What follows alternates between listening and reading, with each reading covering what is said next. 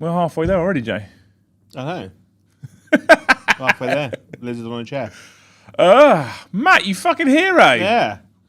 Matt, starting the day off strong. Yeah. With 50. That's 5 of those. Right. Do you know what? It took me a second to process that when you went 5 of those. I was like, is he right? Because I know what you're like with your maths. So, yeah. Thank you, Matt. You fucking hero for 50 gifted straight off the bat. I hope it's been a rough month actually, Joe. You are bought a TGI's Ultimate Large Mixed Grill for dinner tonight. Yeah. Do they have TGI's in Australia land? I assume they do. Yeah, but it's like kangaroo, emu, snake, spider. Yeah. Spider's leg. Yeah. Matt, thank you so much, mate. You're an absolute legend. I love you. It has been a bit of a rough month, actually. On the one side, I'm very, very happy. I said this last night. On the one side, I'm very, very happy, Joe. The weather's been beautiful and it's been brilliant. And I've liked spending time in that weather. On the other hand, other people have liked spending time in that weather. And so we are a week away from September and well behind right now. Like, a lot. But it's okay. We're going to keep being here and entertaining you people. So holidays are often quite hard, though, aren't they? Because people, they're like, doing holiday shit. Yeah, I get it. Yeah. We don't, because my family's miserable. We don't like going on holiday. We went to Weymouth. I don't get holidays, Jay. Because you go away, right? You go, I've got some time off from work. I've got some time where I don't have to work, right? So what I want to do for my time off from work is I want to relax. So work this one out, right? Logically, the way that I'm going to relax, right, is I'm going to pack some things into a little case, hope that I've got everything I'm going to need, not really knowing what the weather's going to do. May take that little case. So I don't know if I've got everything I need. I don't know if I've got all the comforts I want. I can't just go up to my wardrobe and pick a different T-shirt. I can't just go into my office and grab a book. I just have to make sure I think I've got everything. I'm then going to go somewhere, and that means travelling, and that's always stress. Yeah. So I can live in probably just a room rather than having a whole... I don't understand holidays. Rather than having a whole... So in the end, what we're going to do is we're going to have like a chalet, for example, or an apartment where it's half the size of the house, and we're all going to be in that room. Yeah. We don't have the usual TV, the usual streaming services. We don't that's not a break. I think COVID did a lot for making people realise that being in your own space is vastly better than going anywhere with foreign people. But, I wouldn't have finished it with foreign people. It's like going to a foreign country. You know, like going to France, for instance. Bloody French. Yeah. But I just if this job is perfect for me because I'm just doing what I'd be doing anyway. Yeah. Obviously I wouldn't be here like talking on the internet, but I'm like when I have a week off, we like go to like my mum's house and house sit for a week kind of thing. But we take the Xboxes, we take the devices, we take all the stuff. So we just do all the things that we would be doing at home in a different house. Yeah. Right? But it's good because I'm basically like I go to a place where I essentially grew up, so I know where everything is anyway. Yeah. So if I need something, I know what I don't have to like check. I don't mind so much if I'm going for a purpose. Like but for me then it's like there's a reason for going. I'm not going to relax. I'm not going for a break. So like for example, I've never been to New York. I want to go to New York. It's one of the things I want to do. I said to Luce about this. Like, if I can get Hobby House off the ground this year, at some point next year, if it's running smoothly, and I will take a long weekend, literally a Friday to Monday, I want to go to New York, see Central Park, all that kind of stuff, right? Different. I'm sightseeing. Yeah. I'm not going to relax. I'm going to sightsee. Yeah. I'm purposely going to see something. I've been to, like, Thiep Vau in Belgium, which is the big war memorial. I went to see it. I'm not going to relax. But for relaxing holidays, I don't get it. I don't understand. I think like I love my family, right? But the concept of a relaxing holiday for me, like if I had to leave, would go to like a nice cabin in the woods that still has a 500 meg internet.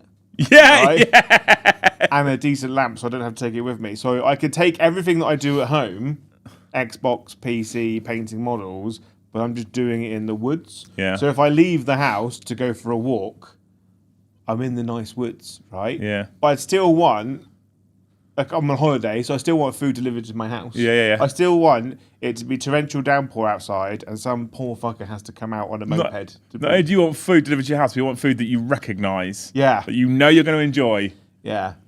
If we go to eat a food place where I've never eaten food from that country before, I hate it, right? Not because I'm racist, but because I don't know what it is, right?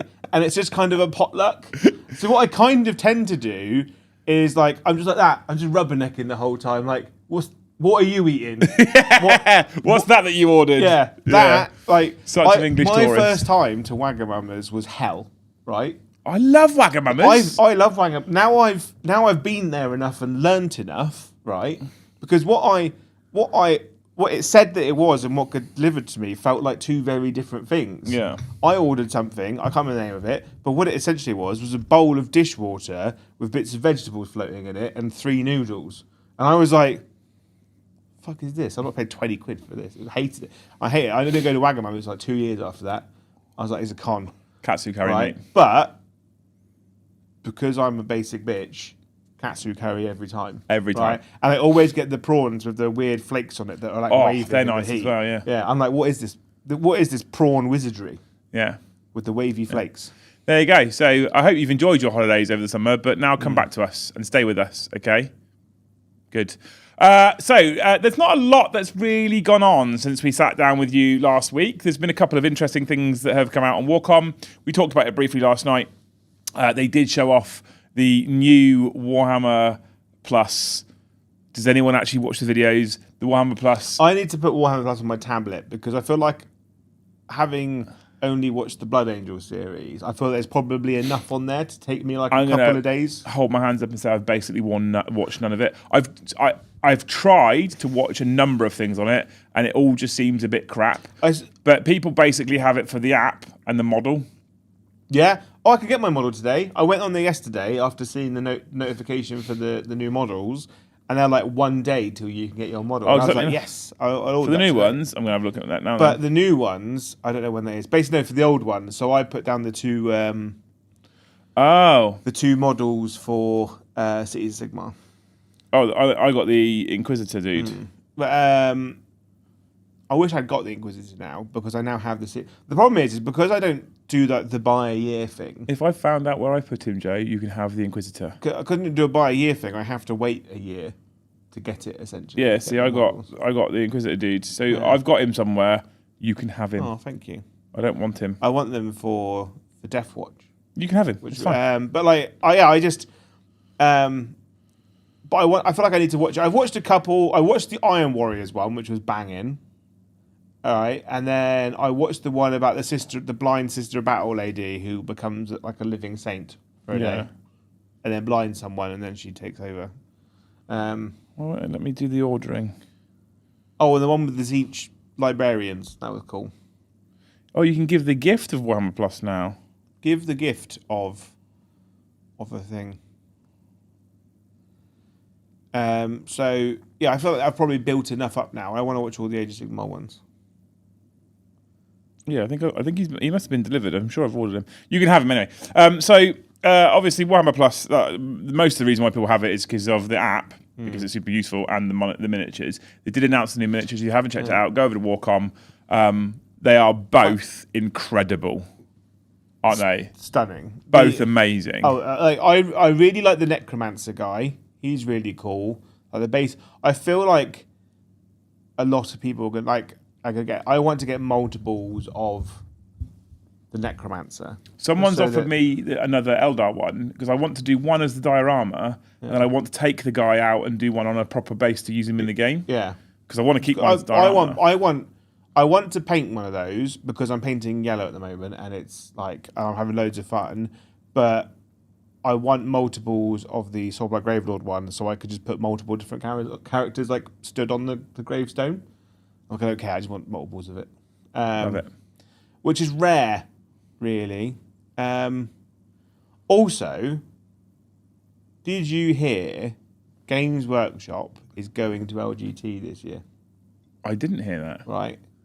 The London Grand Tournament, which is very important because this means they're taking, for the first time ever since Warhammer Fest, all the event exclusive stuff to LGT. Are they? So all the super sexy objective markers they had at Warhammer Fest will be at LGT. Do you think they'll have it set up nicely this time so that people can't just nick them? I imagine there will be a system in place where people can't just steal them. Like at Warhammer Fest. But I'm going to be honest, if I knew that was an option, I would have done it. Right? I stood in the queue like a pleb. Yeah. And then I paid for it like an idiot. Yeah. Who knew you could just take Or it? a law-abiding citizen, we should say, Jay. Well, right. Technically, Games Workshop weren't law-abiding citizens at the time either. No, they weren't. They broke a lot of trading standard rules because there was no pricing on anything. UK Trading Standards says you must have prices visible on the product. You have to. Does it have to be on the product? They have to be on the product, or there has to be a label underneath it, like Tesco's, like whatever, where it has the price. You just have to have access to the pricing. Yeah. Because if you go into Element, you scan a QR code and it brings up the website. Yeah, like if you you can't just say, go on the website and look. Yeah. Because when you've got 20,000 people, when you've got the entire city of Manchester plus all the added people at Warhammer Fest trying to use the same website at the same time, it crashes. Yeah, and that was before the website was this new and improved one. Yeah. What I know, basically what happened was a bunch of people in the tournaments were waiting in the queue. They're like, we got to go. So staff were like, take it to the table with you, come back and pay later. How stupid is that?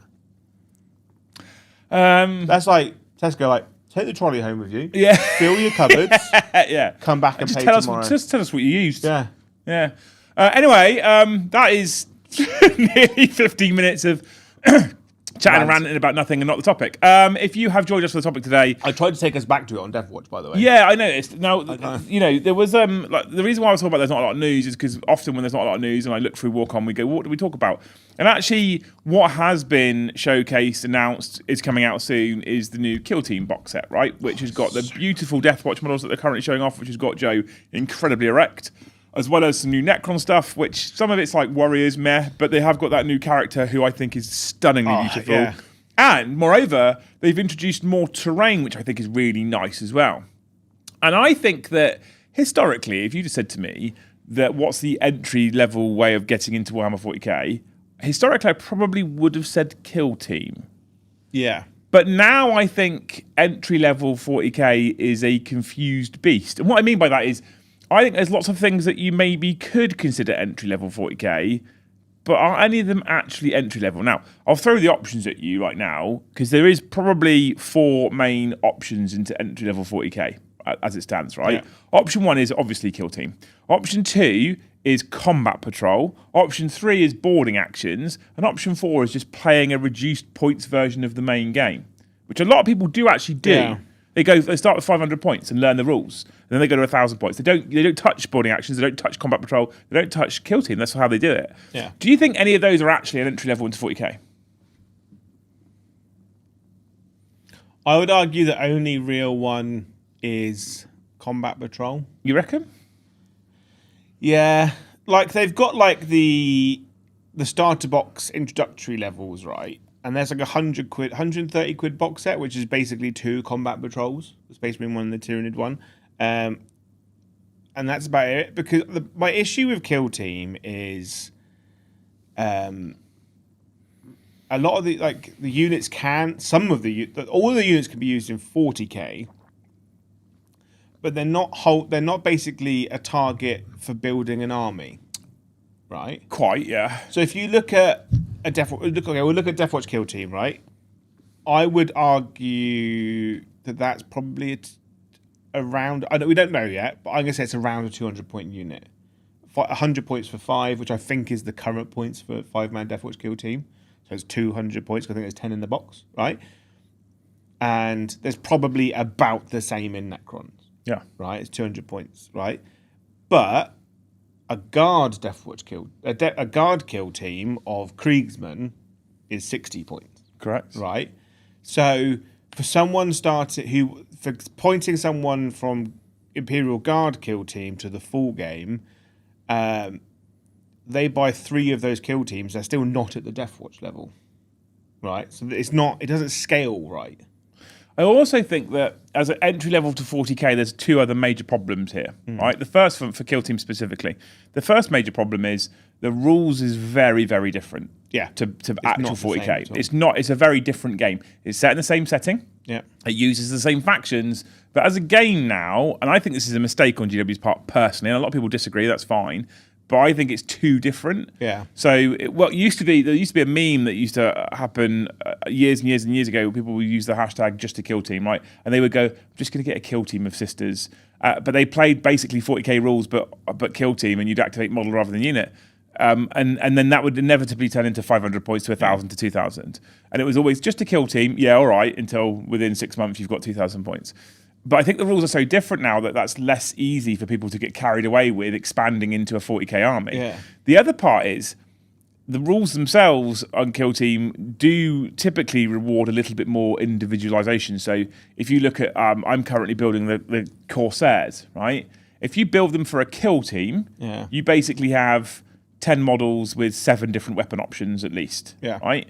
Or 7 different types of model. You then port that into 40k because you're a beginner. Remembering we're talking about entry level, that gets wildly confusing to use as a unit on the tabletop. Yeah, and it's like, because if you look, like I said, one of the worst things that's happened in Drakari is the Cabalite warriors became a kill team. So they went from having 2 special weapons and a squad leader, right, to being able to take 4 special weapons, 2 heavy weapons kind of thing, and a main character. It's like, so when someone shoots at you with a Cabalite warrior squad, there's like 1 million guns and it takes ages, and they've got 6 of them, right? I feel like that's about like, I'd almost prefer Kill Team to be closer to Warcry, where you bought a box set of really nice, highly detailed push fit models, right? You can keep them on maybe a board twice the size of a Warcry one with a lot more terrain, because obviously Warcry works better with the hex-based system because obviously ranged weapons aren't really a thing. But having a larger version of that with a box set that comes with terrain, like, you can just sell these really, because at the moment it's very, very clear that Kill Team is not a system for rules, it's a system for releasing 40k kits. And charging more. And charging more money. It seems that way. Right. And what's weird, right, is we always talk about how terrible Games Workshop are at supporting their games with terrain. Kill Team is the only well-supported system for terrain, right?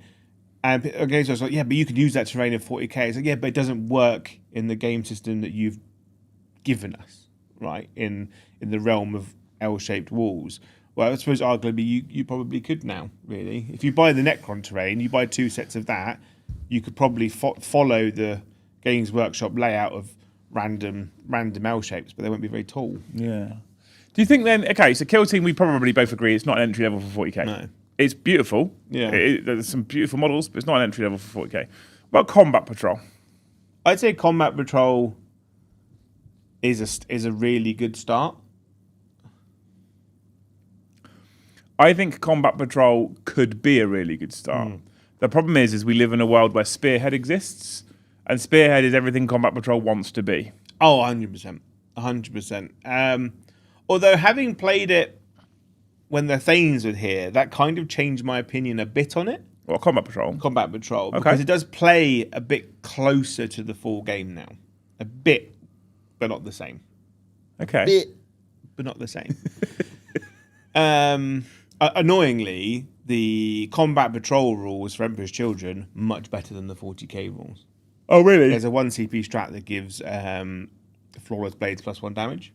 Immediately become much better. Yeah.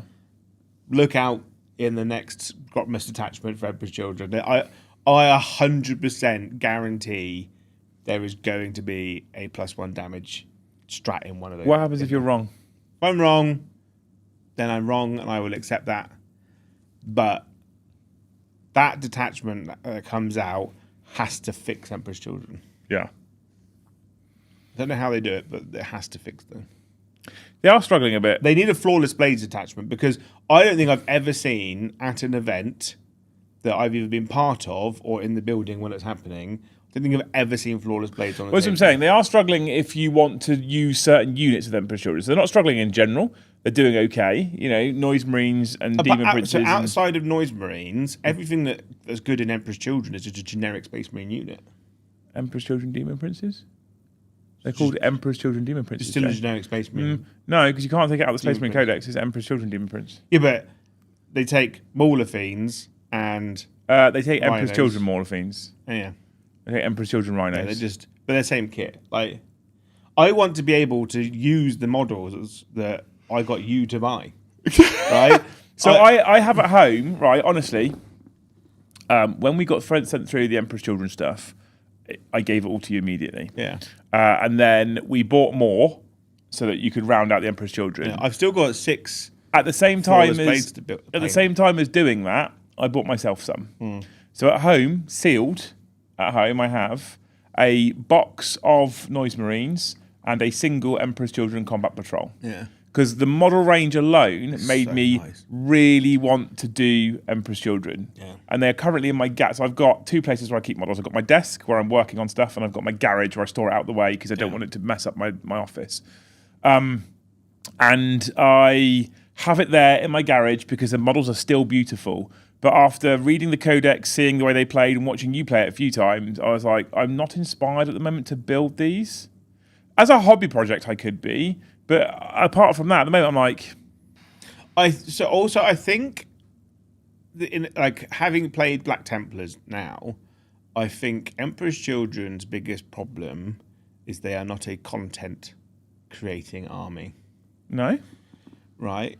So what I've learned from Black Templars is they're not an army that you can force to last 5 turns of interesting gameplay. Yeah. Right? Because we have to kind of stage a bit. Sometimes if someone's pushing too hard, they've got to pull back a bit, or someone's pushing too hard. You want it to be an entertaining game. You want it to last the whole 5 turns, and you want it to last the 2 and a bit It's hours. It's the same principle, chat, as thinking of your granny naked, isn't it? Yeah. You know, just got to hold out and last a bit longer. Yeah. Yeah. Yeah. I was going to say something very crass then, but I won't. And Emperor's Children don't want to play that. They can't stand in the building. Emperor's Children are I win turn 2 game, right? Yeah. Well, I haven't played them, so I can't say. There is no... I might play them next time I play, because we haven't had them on for a while. So basically today I was going to run Emperor's... Basically, Paddy, I feel like his games have been too hard for him of late. Yeah. Like he's really had to try to win. He had a rough time turn 2 on Thursday. He's not had some good games, right? Like, he's won his games, but he's been fucking miserable the whole time. Because he's not just flattening his bonus. He's had to try, and he's not happy. So, I want to know what he's playing today. Yeah. So I can pick either Raven Guard or Emperor's Children. Because I've changed it on my name. On the schedule? On the schedule to be Emperor's Children. Have you? Because I haven't played them in ages. I'll play them. And I want to give them a little run out. And I do want them to be usable and fun. You do like to play generic Chaos Space Marines. Tom likes to play World Eaters. I'll quite happily pick up the problem is you were World Eater. Or Tom, you could be World Eaters now because Tom's taken the Death Guard away because he's a full meta chaser now. I'll be honest with you. My favourite Chaos Space Marine Legions are Emperor's Children and World Eaters. World Eaters have always been my favourite. But at the moment, I'm kind of not inspired. If you want to take the Emperor's Children out, you can take them out. Yeah, I've just My problem is that I was so hyped for them when they came out. Like as soon as I knew that army was coming, I was like, I don't care about any other spec chaos. I just want Emperor's Children, right? And then I saw the sculpts, and they were incredible, and Fulgrim was great, and I got to build them and paint them, and then we got to actually using them on the table, and it was the most disappointing thing ever, right? It was like being handed a PlayStation 5 on Christmas morning, and it's full of fat balls for birds, you know? Just full of broken biscuits. which are things I've experienced in my childhood. So I know this level of disappointment already. So I was mentally prepared for it. So does Mrs. Joe. Yeah, like it's just unzip. Oh, I was so distraught, right? And what funks me off is that Emperor Children are crushing it, and we're crushing it in tournaments, right? If you only played one build in one specific way and you annihilated your opponent by turn 2, because that's what they're really good at. Full bum rush, just overwhelming victory, turn 2, no one's having a good time. Like, you're not having a good time because every game is exactly the same. Push everything forward. And your opponents aren't having a good time because it's not got off the starting block. They're just, cool, I'm dead. Right? And it's just not how I want to play. I want to use my Primarch, you know? Yeah, I mean, World Eaters players are suffering from a similar problem right now, aren't they? And I want to use Flawless Blades, one of the most awesome units in the game, and they hit like a wet fish. Like, I couldn't give less of a shit about Demon Princes. Do you think Flawless Blades might be having, or might see a resurgence at the moment with the current vehicle and knight meta going on? Like, they could be good in that matchup. Yes and no. Okay. Right? Because I think it's matchup dependent. If you go to a tournament and you don't play any knights, you're immediately handicapped. Yeah, I get it. Right? If you go to a tournament knowing you're going to potentially play 3 to 5 knight players, you're like, top boggin, 18 of them. Off we go. Like, just bum rush and just kill stuff because that's what they're really, really good at. But if you, like, I went to a tournament, there was no Imperial Knight players. Oh, no, there's one Imperial Knight player. There was, like, 3 Chaos Knight players and no Death Guard. Right? And my list, I thought I was going to be really, really good into Knights. I didn't even touch them. Interesting. So you can't guarantee the matchup. That's what I like about tournaments, though, right? You can build your army to fight something specific, but there's a chance that you won't even play them. So if we go back to Combat Patrol being the starter entry level for 40k, you think it's actually not that bad? I struggle because it uses the core rules still. I think its biggest problem is that not all Combat Patrols are created equal. That is a big issue, actually, yeah, to be fair. Right? And although they seem to be changing that. They are, but also, like, some of them make loads of sense. Some of them are really good. Like, Black Templars, we laugh about Grey Knights, but it is actually a good Combat Patrol in terms of the units that you want. Yeah. Blood Angels, really good. Dark Angels was a good Combat Patrol, but a bad Dark Angels one because it comes with no Dark Angels units. Emperor's Children one, incredible. Space Wolves, incredible. And as you go back in time, you hit Guard, and you're like, what is this? Yeah. A command squad that can't join the Kassakin that come in the box and some Rough Riders. It is an odd one, that one, isn't it? I'm like, this doesn't make... Like, at a time when they've just released Krieg, I would have thought Krieg Command Squad, Krieg Engineers, Krieg Infantry Squad, Krieg Heavy Weapon Team, right?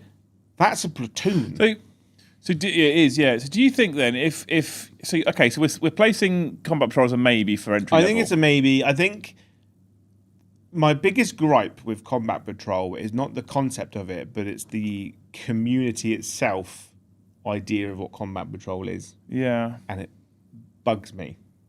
By the way, chat, before he goes into what bugs him, if you've got options and opinions, if you've got opinions and options on this, things you want to say about it, please feel free to stick it on postcards. We will get to all the postcards. We've got 1 through so far. Stick it in there. Tell us what you think. We will talk about every single super chat that comes through.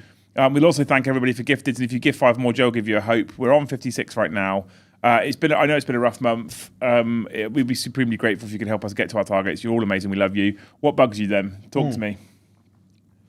It's people that collect their army already, and the Combat Patrol comes out. It's like, oh, it's terrible Combat Patrol. Why would I buy it? It's like the people complain about the Black Templars one, right? It's got an Emperor's Champion in it. Great. Champion. It's got a unit of Flawless Blades. Sword Brethren. Sword Brethren. Brilliant. Blade Guard. Brilliant. Crusade Squad. Brilliant. All things you want as a Black Templars player, right? But the Black Templars players are like, but I've got all of those already. Yeah, because it's not aimed at you, right? Granted. Combat Patrol is a is a box set designed at getting people started. But don't you think that the perfect world is a box that appeals to both new and current players, if there's such a thing? Or would you suggest that Combat Patrol should just focus on new players? The thing is that you can't appease both, right? Because if you look at the... I did argue that the Blade Guard are one of the most Black Templar units in the game. This is in the side of my gripes.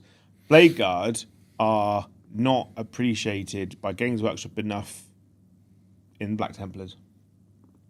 They're the most Black Templar unit to exist. Literal knights in the tabards with a sword and a shield, right? No Black Templars character can join them. Fucks me off. Yeah, I'm like, it's the most Black Templar thing, and they don't get any benefit. There is some odd rules writing that's gone on lately, like people always that play the armies always complain because I've already got like 10 of those things, or I've already got a couple of units of those. I mean, but it's not targeted at you, right? If you already play the army for a combat patrol, the chances are you're already gonna have those units anyway, right? Combat patrols to me are for like, I'm thinking about starting Space Wolves, right?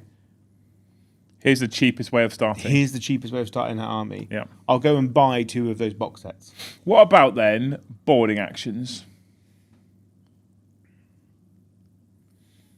Boarding actions was a dream that was Rome. You know, it really was.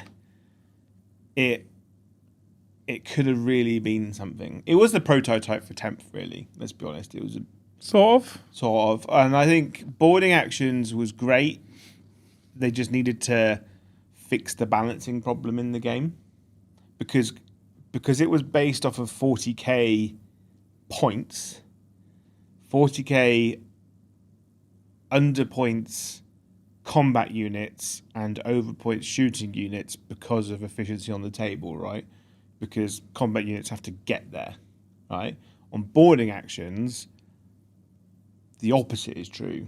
Shooting units are much more hampered because there's lots of walls, and combat units can get to you without being shot, and they're quite devastating. They had to flip the point. It needed 2 different point systems, but boarding actions was kind of, I guess boarding actions is probably the perfect way of doing it, really, because you remove some things that complicate. Yeah, you remove like vehicles and stuff that complicate some of the bigger 40k, I guess. I don't know.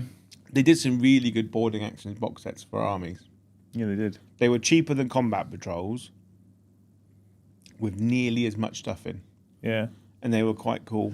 There is a 4th option that we spoke about, Joe, for entry level. And for me, my personal opinion, I'm happy to be told I'm wrong with Colourful Postcards team, but my personal opinion is the best way for beginners to get into 40k isn't with any of those things we just spoke about. Uh-huh. My personal opinion is just find a mate or a gaming club and start with 500 points and play a small game and have an agreement in place to start with. No vehicles, for example, no epic heroes, smaller board size, and just learn and get to a point where you're like, we're in this situation, how does this thing work? We have to look it up.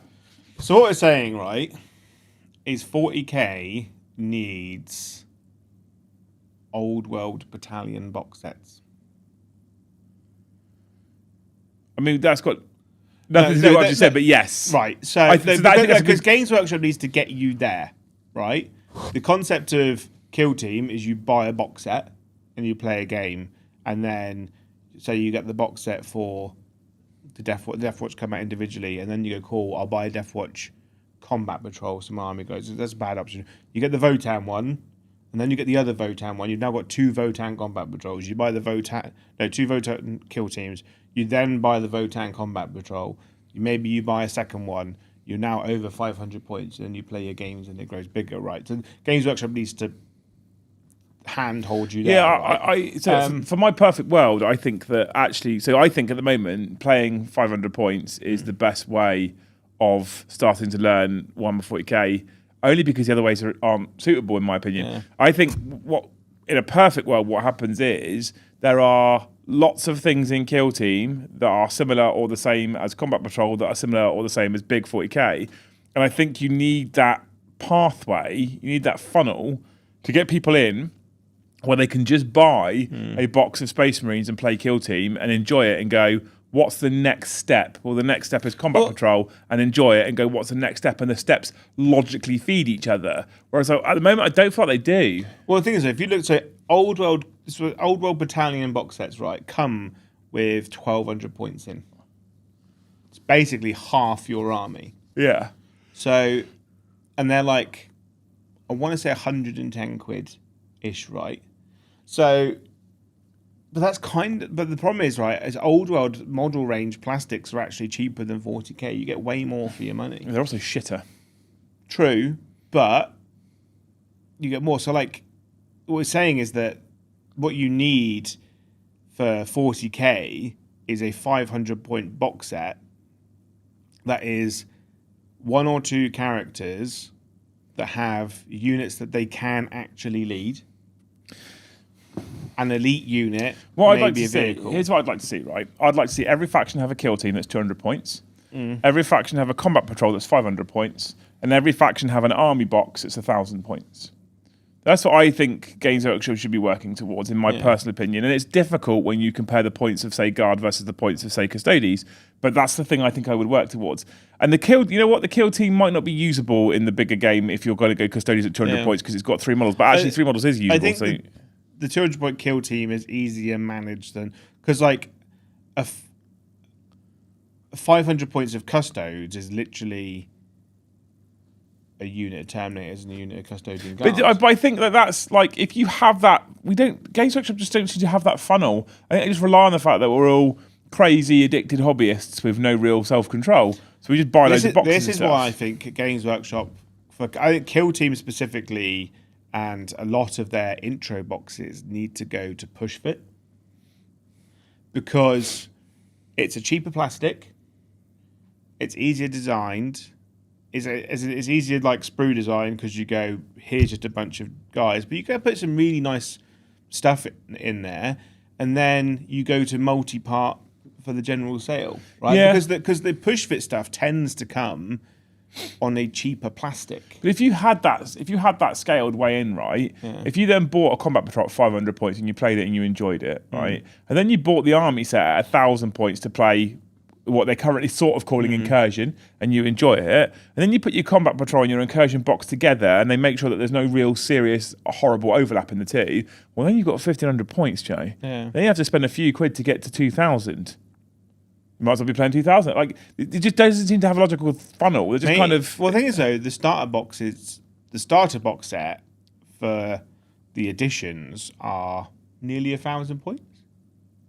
I don't know. Maybe 750. I think wasn't the last one 750. Wasn't the last one wildly off though? Wasn't there a lot more Space Marine points than there was Tyranids? Yeah, but what Games Workshop could do, right, is that when they launch an edition, they do Space Marines versus Orcs, and then they do like maybe like 4 versions. They do Eldar versus Drakari, Tyranids versus Votan, you know. Necrons versus Chaos Space Marines.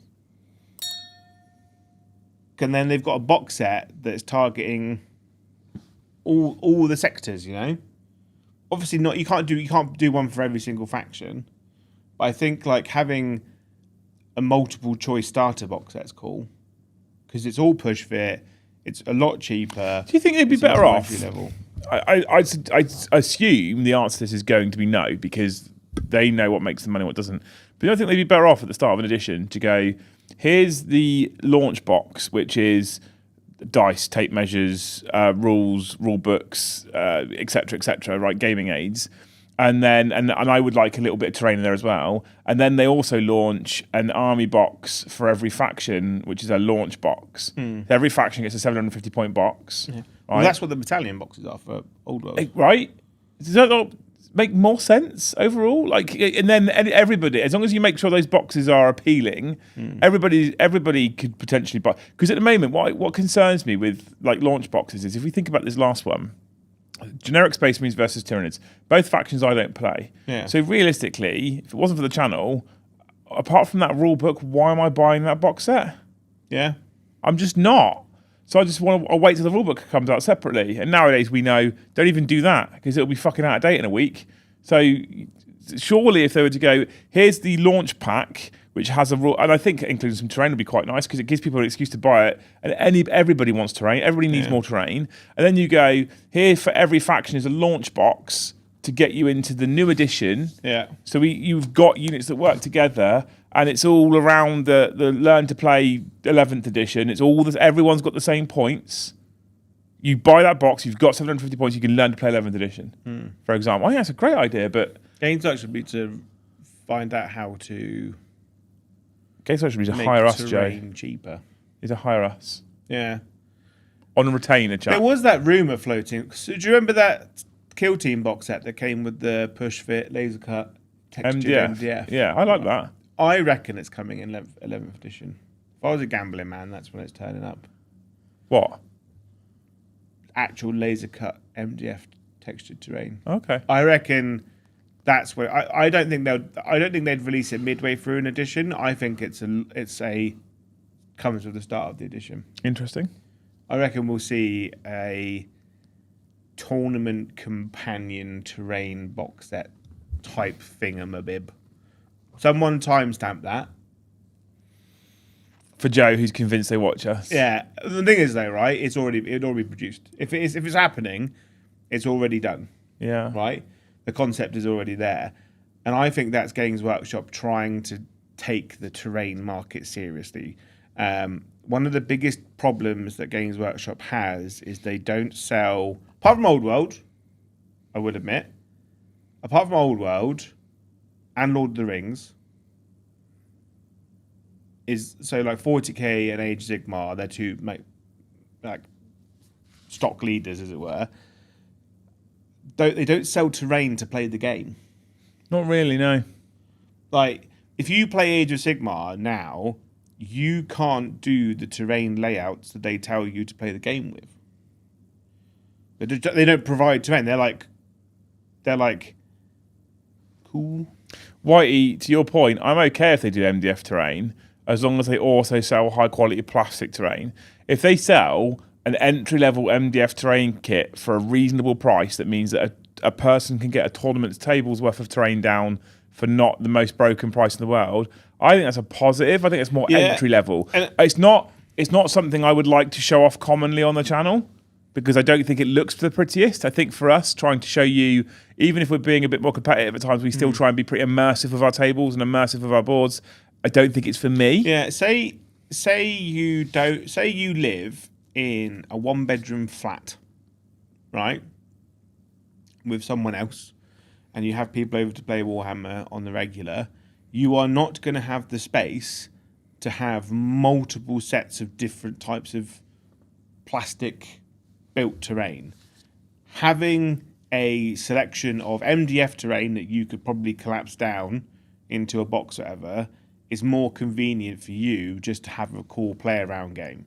And I think, and what a Games Workshop want to do is they make the rules, they sell the models, but currently don't do the terrain to play that game or the mats. So you have to go somewhere else for that. So I think Games Workshop go, we do the rules, we do the models, we're also going to supply the terrain. They can buy everything from us, they don't have to go to anyone else.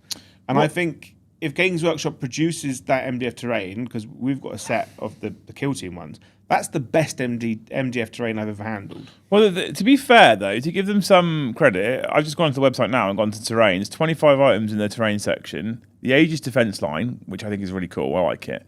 Right, you've got Warhammer 40k boarding actions as a terrain set for 135 quid for a full set of boarding actions terrain. It's not the worst. Then there's some of the stuff that I hate, okay? And we have a load of it, and we use a fair amount of it. And it looks cool, but it's less functional. The Battlezone Fronteris stuff. Right, so the landing pad, the Vox antenna, and the STC hub. Yeah. It's fine, but it's not the greatest. But if you think the STC hub alone is 55 quid, the other two bits are £47. You've then got the faction specifics. You've got the Big Ed Boss bunker, the Hammerfall bunker that should still have Deep Strike, the Miasmic. But we then do have the Battlezone Manufactorum stuff, which is available, which I think is in a reasonable price. And actually, if you scroll down, there is a Killzone upgrade compound siege. I don't know what that is. There is a Killzone Volcus box set from Kill Team. You seen this one? Oh yeah, it's a Kill Team set. That's actually really good as terrain, but it is a £82.50 box set, and you probably need minimum 2. You need 3. Okay, so there we go. So basically, I've got 3. I've got a build and paint a set of it, right? But when we had it, I was looking at the bits that come in the box, and to make a full competitive set of terrain, I was like, you need 3 of these. 2 at a push if you've got shipping containers and stuff like that, but realistically, you need 3. So Games Workshop basically need to be able to provide you, the player, a way of having a full set of terrain for less than £100. It's got the Eldar guy on the website now, and it won't let me order it. Because you can go to all their competitors and buy a full set of terrain for less than £100, whether it be laser cut, really cheap shit plastic, or 3D printed. I think, and Kill Team has provided some good sets of terrain, but they always they add it. It's the most detailed, best made terrain ever, but it's too expensive. They either need to do less detail or cheaper plastic. Yeah, right? And I think Games Workshop, they don't want to compromise on the plastic, but I think they could. I think because people don't care about terrain as much as they care about models. If you've got 2,000 points of Space Wolves, right? You've got £100, right? And you're at Games Workshop. You go, I either spend this £100 on a carry case to move my models, and you're like, no, because my army doesn't fit in there because carry cases from Games Workshop are bad.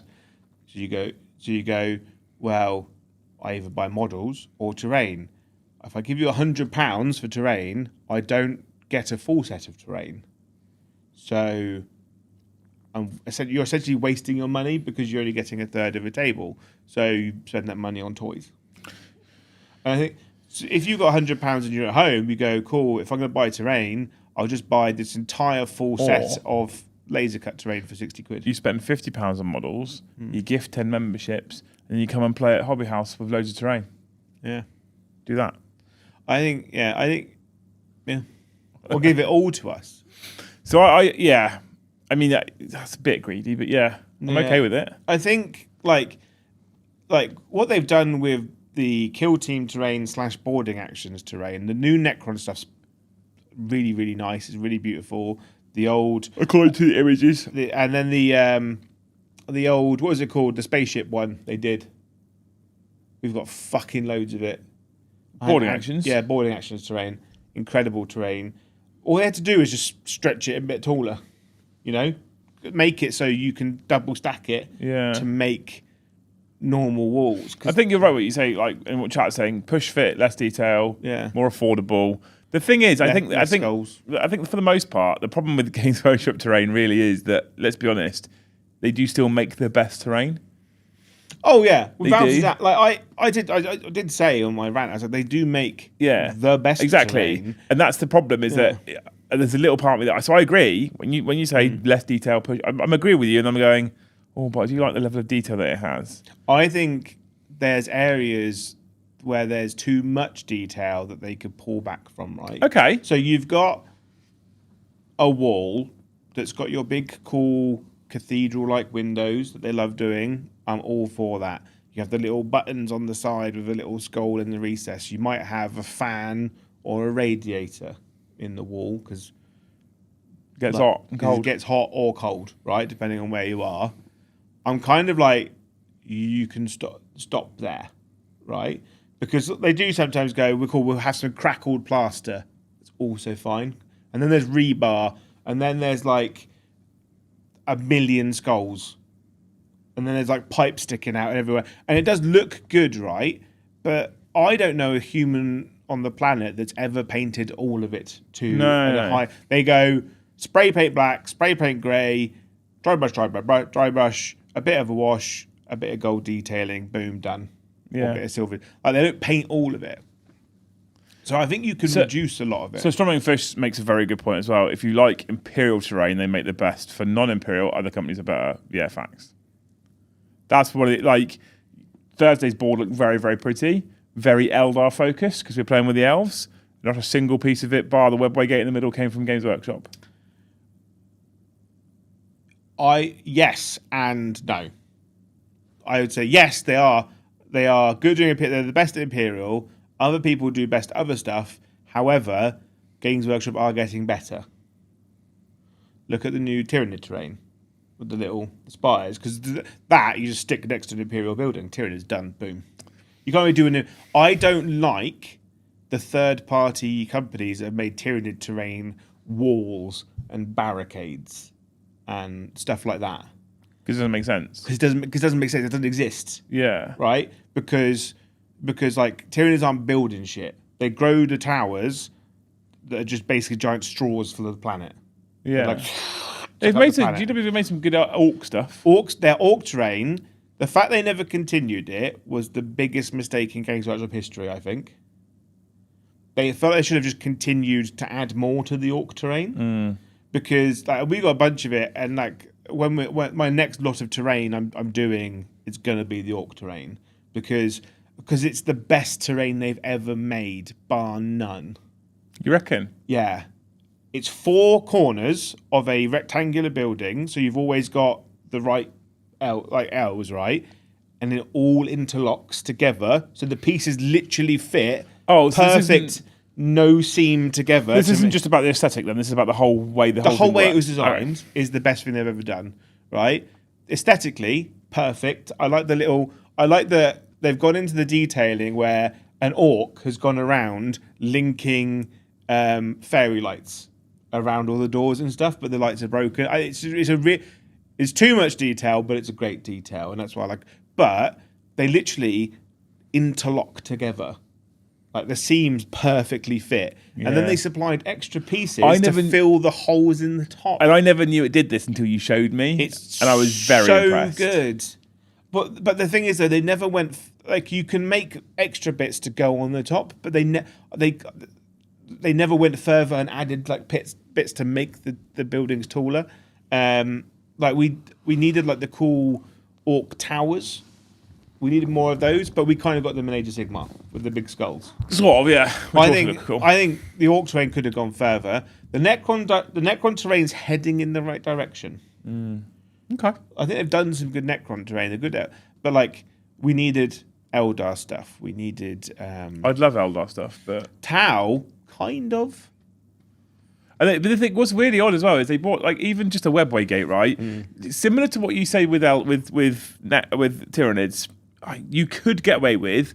I have a webway gate. I can decorate it in vines and stuff like that. I can hide it behind a ruin, an Imperial ruin, and then suddenly I have some Eldar influence on the table. And yet they put that on sale a few years ago. They've taken it off sale again. It's going on made to order. Yeah. Why? Why is that? The Sisters of Battle had their own piece of terrain as well. That was really nice. We've got the webway gate that you've painted. I've got another one new in box for myself. I think I've got another one at home to do. Yeah. I just think that like they've had so many spot on decisions with terrain and then just done nothing with it. So for me personally then, back on topic, I think the best entry level at the moment, as it stands, is literally just picking up and playing 500 points with a mate and taking your time. And I guess that means that to some extent, you can tie that into combat patrol. And that for me is probably the best way of getting involved in the hobby. I just think there's a missed opportunity here to really scale it nicely and have a funnel for people to follow to get from a squad to 2,000 points. I think combat patrol. So the starter boxes the combat patrol boxes need to be rebranded to get started, right? And then combat patrol should be a 400 point box set of push fit cheaper plastic models. You're losing me here. No, so the reason I hate push fit. I know you hate push fit, but push fit makes it more cost efficient as a business, right? So the reason why combat patrols are so expensive is that you get the actual multi-part kits in the box, right? So there's a lot of wasted plastic in that box set. So when you get Rough Riders, you use every part of that, right? Of that's the sprue, but there's loads of extra bits, right? You get the Kassakin in there. You could only use 2 of the special weapons, a sniper rifle and a mine. Loads of wasted plastic. Same for the command squad. So and then you look at like the Space Force one's better, but still loads of waste. All the box sets just have loads of wasted plastic because there's like belt buckles and grenades and purity seals, all that stuff. Extra weapons, it's just going in the bin. Whereas if it's push fit, every piece of plastic is being used so you can be more efficient with how much you get in the box. That's why starter box sets are always push fit, because you use every part of the box set and they can maximize how much comes in there. So combat patrol, you could have a Tau army, which is 3 crisis suits, a crisis suit commander, a fire warrior squad, a fire blade, and maybe like pathfinders or stealth suits, right? All push fit, no plastic wasted, because they've all got fixed weapons, because Tau crisis suits now have fixed weapons and the commanders now have fixed weapons. So you could do that in a cheaper plastic, and they could make it cheaper. I'm not saying you're wrong. I'm not saying you're wrong for clarity here. But everyone would hate it because they're like, oh, it's push fit. I don't like it. Push fit. And then Games Workshop go, cool, you can have not push fit, but it's more expensive. I'd rather have that. But if you want, so you've no, got. I get it. This is the problem with you talking to me, who's not actually entry level, right? Yeah. So you're right. This is what I'm saying. When I say you're not wrong, I'm not saying you're wrong. Yeah. But you're talking to the wrong person, because I'm a person who's been playing for fucking 20 years. When I worked in Games Workshop, I would have killed a man to be able to sell a range like that. Yeah. Right, because when a mum or a gran or whatever, or like a dad or family brings a kid into the shop that wants to start playing Warhammer, you teach them how to play the game, right?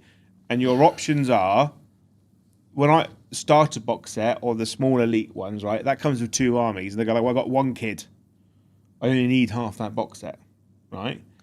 And normally the starter box sets are fixed. Whereas if you go, do you like big scary monsters? Do you like futuristic techno gunmen, right? Do you like space knights?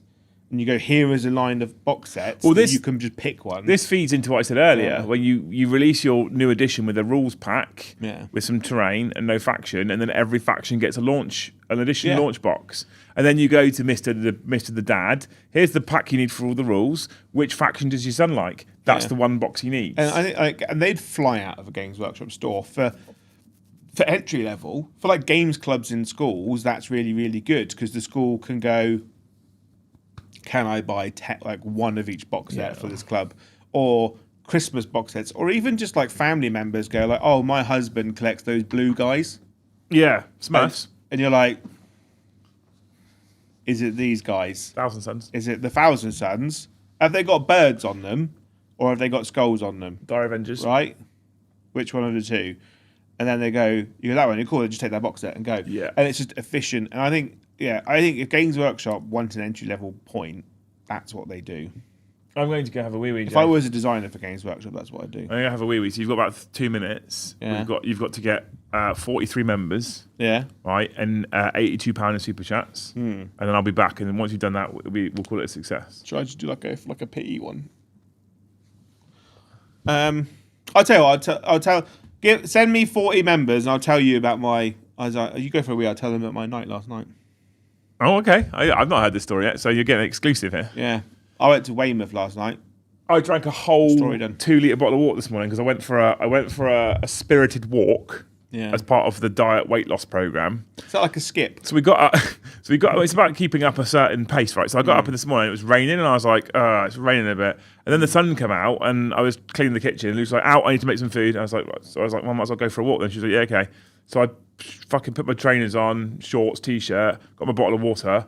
I was piss wet through, but it was so humid and horrible. Yeah. Ugh, I was so sweating. So I drank this whole fucking thing of water, and it's a mistake. I saw your own penis. Someone up there said that they've been to doctors and they've lost 5 kilograms. I saw that as well. Well done. Congratulations. Yeah. I've lost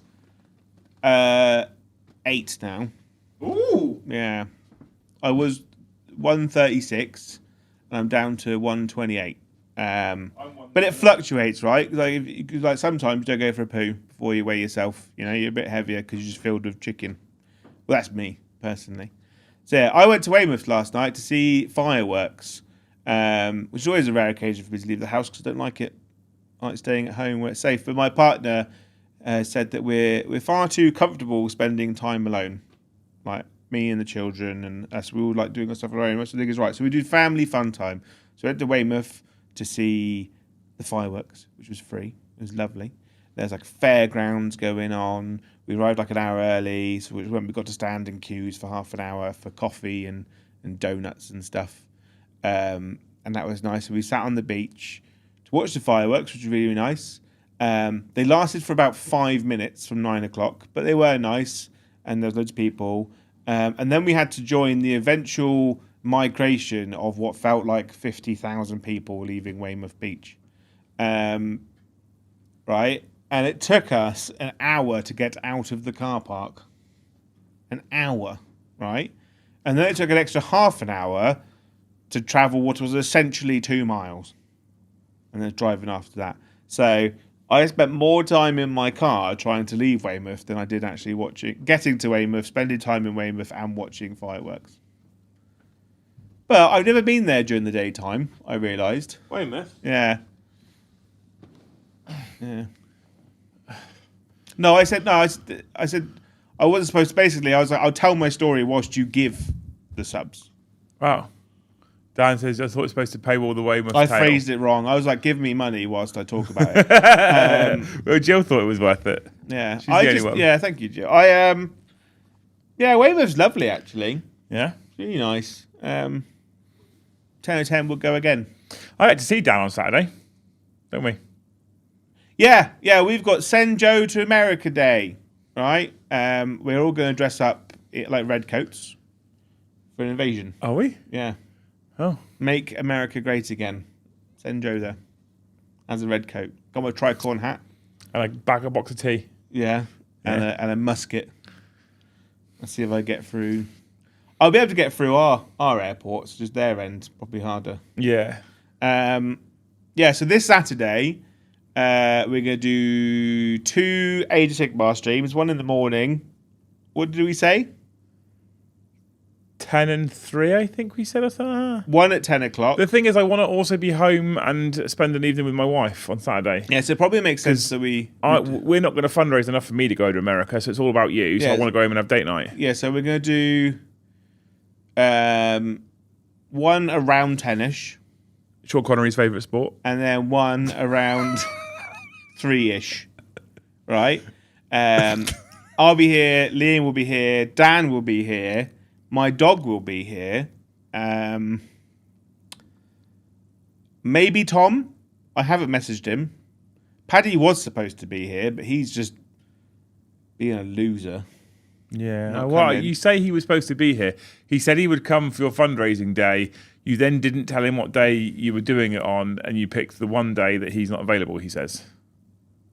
I think he just doesn't want to be available. I know. I think what the case was, he was like, oh, let me know when it is. And I told him, and he was like, no. Yeah, I think he just doesn't want to be here. I could have given him any date, and I think he would have said no. Yeah.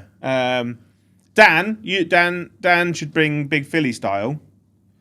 Bring Phil. We talked about and then of Lookout Sir fame. And then that'll be 2 live games of AOS on Saturday, and then for the AJOS fundraiser. Yeah. And then from October, from the first Monday of October, I'm hoping to start bringing Mortal Realms Mondays into the fray once a month to start with. Yeah, maybe we get Phil on one of the streams to umpire. They've not met Phil. Phil's lovely. Is he?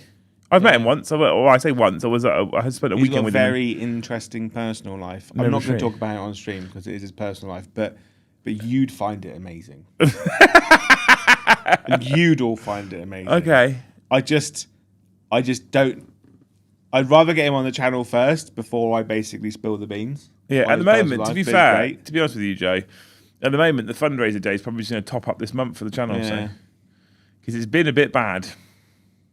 Yeah. Well, we are on the 26th 25th, 26th of the month, and we're about halfway through where we should be for revenue. Yeah. There's 5 days Only to go. halfway? Mm-hmm. Yep. Oh. Yeah. Well, as long as I get paid. Okay. Good. Right. Yeah. Talking about revenue, should we go and see what the chat have been saying?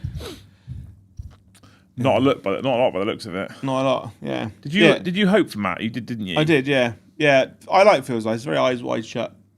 Have you ever watched that film? I haven't, no. No. I'm watching. You'll wait. I am actually, yeah. I've got lots of chicken to eat, yeah.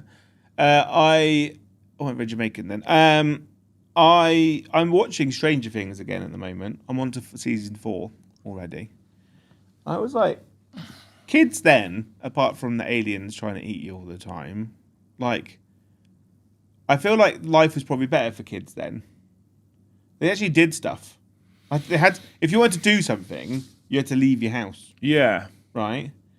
And like, despite the fact that so many children were being kidnapped at this time, according to all the documentaries that my partner watches, right?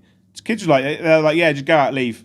I don't care if you're 4, get on your bike, and fuck off. Yeah, a lot of parents nowadays do say things like, well, there's a significant risk nowadays of kids being diddled. I'm like, I don't think it's any more than it was before. No. We're just more aware of it now. It's harder now, I think. You reckon?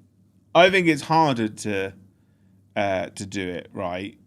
Because you can't just put up in a van, bundle them in. I'm saying this like I do it, right? It's so much harder for me to do it. No, I don't do it. But like, I imagine van, sack, in, away you go. Right? Yeah. And I think like the problem is, right, this is all on my basis of watching American documentaries. And it's not until you watch a murder documentary set in 70s, 80s, right, that you realise how big America is. It's fucking huge. Right? What do you mean? Because you can fit the whole of the UK inside California, Joe. I know that America's big, right? But it's not then when when you go into the context of there's no technology, right? You're like, it's big, isn't it? You know?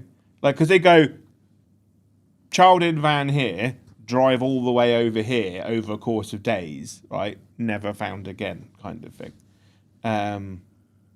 Obviously, it's very sad. But anyway. I'll go over that. But yeah, it's just hard. How do we get onto this anyway? I don't know. So, like your pastime? I'm not sure. I just love watching murder documentaries. Yeah. So chat. We are currently on a massive 60 members. We've got 40 to go for. 40 to go for target. Do you find that like? I don't care about the stuff anymore. Do you find that like the problem is, right? I've watched too many murder documentaries now that there's a level where I'm just not excited anymore. You know how they talk about like teenage porn addiction, right? Where the more so like they can only get to a level when it's like proper messed up, right? I feel like I'm getting to that level with murder documentaries. They're like, oh, someone died, or oh, it killed 4 people over like I can't watch them 3 weeks. I can't watch them. I'm like taking notes. No, I'm not taking notes. I'm just like boring, you know. There has to be like more to it. I like one where it's like a 4-part documentary and it like escalates. Like it's sold over the death of like some poor bugger, right? Next episode, she's got a secret twin that murdered someone else, right? And then it kind of escalates and like, oh, like her sister's also her mum kind of stuff, and then it goes like that, and then it's just like, and then there's just like a vicar's involved, and then like a policeman, and it just goes. It has to escalate to like these insane levels where it turns out like 100 people died, and I'm just like, good. I just can't watch. Oh, 1 person died. I can't. Some of them are really fucking creepy though. Oh yeah, like there's a couple. I think Luce and I have watched a couple of like series documentaries like of people, serial killers and stuff in this country, and I'm like, I don't like it. I don't like knowing that happened. There was one, I think it was like Brighton, so it was like essentially 2 hours down the road. I was on the seafront. Some dude ended up killing some people and chopping them up and storing them in his parts of his. And I was like, I don't want to watch this. I want to know this shit exists. The best parts are when a church is involved, right? Because and then normally it's like a made up church kind of thing. Like they're like a version of Christianity that they've just made up on the spot to just get away with doing insane stuff, like murdering and marrying as many people as they want, kind of stuff. It's just like she watches some weird documentaries, and I'll sit down with her and I'll watch a bit of it. I'm like, I'm going to go in the office and make some Warhammer because I don't want to watch this because it's just creepy shit. But the thing is, but the best ones are the 70s, 80s ones because there's no internet, there's no mobile phones, and they could like get away with it for longer. And you're like, people are. Dan, I think that's the one that I watched. I think that's the one we were watching. The Grinder Killer. Yeah. I think that's the one we were watching. Oh, not for me. The best one I watched was, I think it was called like Eat, Sleep, Pray. The thing is, right. Brilliant. We live in a world, Joe, where we are constantly bombarded with bad news and catastrophe and disaster and more bad news and more disaster and more catastrophe and more people have died in this country. And we're just fucking force fed it all the time. I don't want to sit down and relax and watch a series about that kind of stuff as well. I'm like, I'm done with it. I'm done. I don't want to watch anymore. I want to watch something happy and cheerful, like Schindler's List. I do that as yeah. Need a good laugh, don't you? I mean, at this point, fucking Jesus. There are times where I'm like, I do have to watch something funny before I go to sleep. Well, we put Family Guy on. I'm watching Alien Earth at the moment. That's fucking brilliant. It's an Alien series, but it's like a new TV series on Disney Plus. Incredible. Luce and I are watching This Is Wrexham. Very chill. Really chilled out. About a football team. And Ryan Reynolds. Yeah. And who doesn't love Ryan Reynolds? And Rob McKinley. He's changed his name though, hasn't he? Just to Rob Mac. Yeah. Yeah. McAvenny was his name. And I'm like, don't change your name. Basically, it's because I think it's because the history of his name has been different versions of some form of Mac. Anyway, back to chat. We are on 65 members now. Thank you so much. We are only on 18 of the finest pounds of super chat. So people haven't got many opinions on what is a great entryway into 40k, which is. I thought this would be a really discussable topic. That's why I started talking about murdering. Great, okay. And cool. child kidnapping. Thank you, Limey Panda. Thank you, Dan, for 5 of the finest gifted memberships. I fucking love Dan. Thank you, Limey Panda. I hope that you find a really good 6-part documentary tonight to watch. So you're just glued to it. You're like, this is amazing. And I hope it changes you. You're like, ooh. I hope it doesn't change him too much because I like Dan. I watched a great 1-hour documentary the other day. It's called 24 Hours in Audi. 24 Hours in Audi. Right. It's basically how Audi has become the 4th best supermarket in the UK. It pushed Morrison's down. Morrison's is where we go. Do you know why I picked Morrison's to shop at? Because it's next to your fucking house. It's literally next to my house. I said to someone the other day that we shop at Morrison's. Like, oh, what's all right for you? I was like, it's fucking walking distance. Yeah, and they did this. They were talking about you go to people become very specific about the shops that they go to. Oh, I couldn't give a fuck. And they're like, oh, I'm a Tesco's guy because my dad always shopped at Tesco's, right? And I'm like, I'm poor. I shop at Lidl and Aldi. However, I do think they are both great. But I've always been, what's the closest and most convenient to my house? Yeah, so when I was growing up, the nearest supermarket to our house was Tesco's. Yeah. So Mum bought everything from Tesco's, who I think are owned by, Asda's owned by Walmart, aren't they? Is that the way around it is? I think so. I'm just trying to make it relevant. Asda's have always got all the other shops inside them, don't they? Yeah. Sainsbury's has got... So when I was growing up, it was all Tesco's. When I then moved to the army, to Ipswich, the nearest supermarket to start with, when I was on camp, was an Asda. And then when we moved into our married quarters, it was a Tesco's, and then it was a Morrison's. And guess what? I shopped at Asda, and then Tesco's, and then Morrison's. Because it was literally which one was the closest. And then we moved to where we are now. We shop at Morrison's because it's a 2-minute walk from my house. Yeah. Like, that's it. It's got nothing to do with, I prefer this particular brand. This food's better. I don't give a shit. I just care about which one's the closest. That's all I care about. Because ultimately, let's be honest, for the most part, right, it's just the same shit in a different shop. For the most part, innit? Most part, yeah. So I don't understand the snobbery. I would say that what's the nearest shop to here? Aldi. I go and shop in Aldi when I'm here. It's the nearest.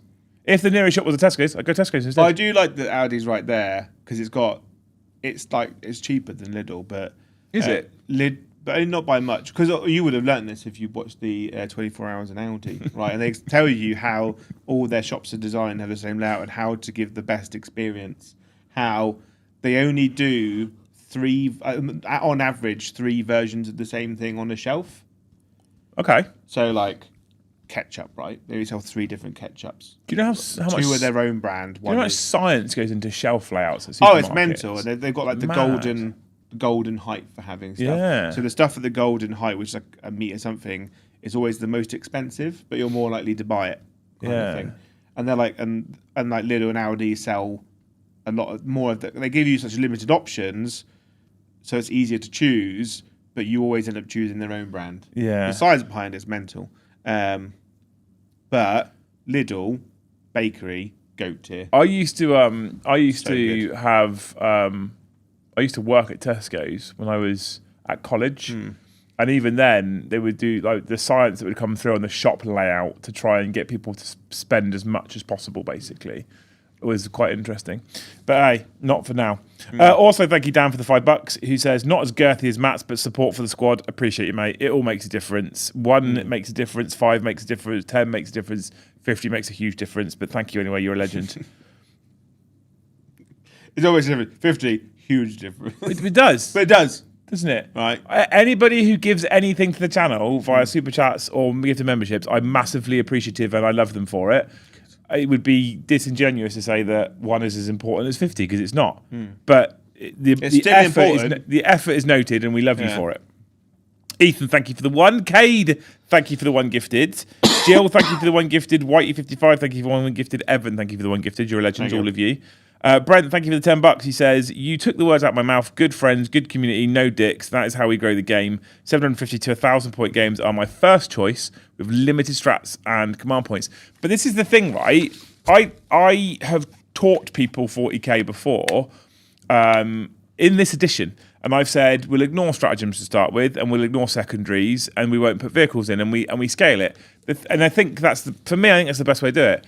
The shame of it is, we have to do that ourselves and make the choice ourselves to do that, rather than there being a structured way of doing it. So I think, for me personally, the best entry-level version of anything in existence in the whole of Games Workshop is Spearhead. Yeah. And I think Spearhead is beautiful in the way that it introduces you into AOS, and then you go to big AOS and it unlocks the rest of it. I think that's amazing. What's good about the Age of Sigmar rulebook is that it basically walks you through you play multiple games, but it walks you through them. Like this game, no stratagems, no magic, right? No seasonal rules. Then the next one they go, now we'll introduce magic. And then the next one they go, now we'll introduce stratagems. And then we'll introduce... So it kind of like really step-by-steps you as you grow the game. And I think Age of Sigmar team have a better idea of what they want the game to be, but also how to get people into playing that game. If you've never played Age of Sigmar before and you are curious and you play Spearhead first and then you go into big AOS, honestly, it's such a beautiful transition from one to the other comparatively with what we've had in 40k for the last, 10 years. I'd be super hyped in running one-day Spearhead events here. I do legitimately also think, though, that the 40k team and the wider Games Workshop have probably looked at Spearhead and the comments that have been made about it, because I've never really ever seen anything negative said about it and gone, that's what we need for Combat Patrol.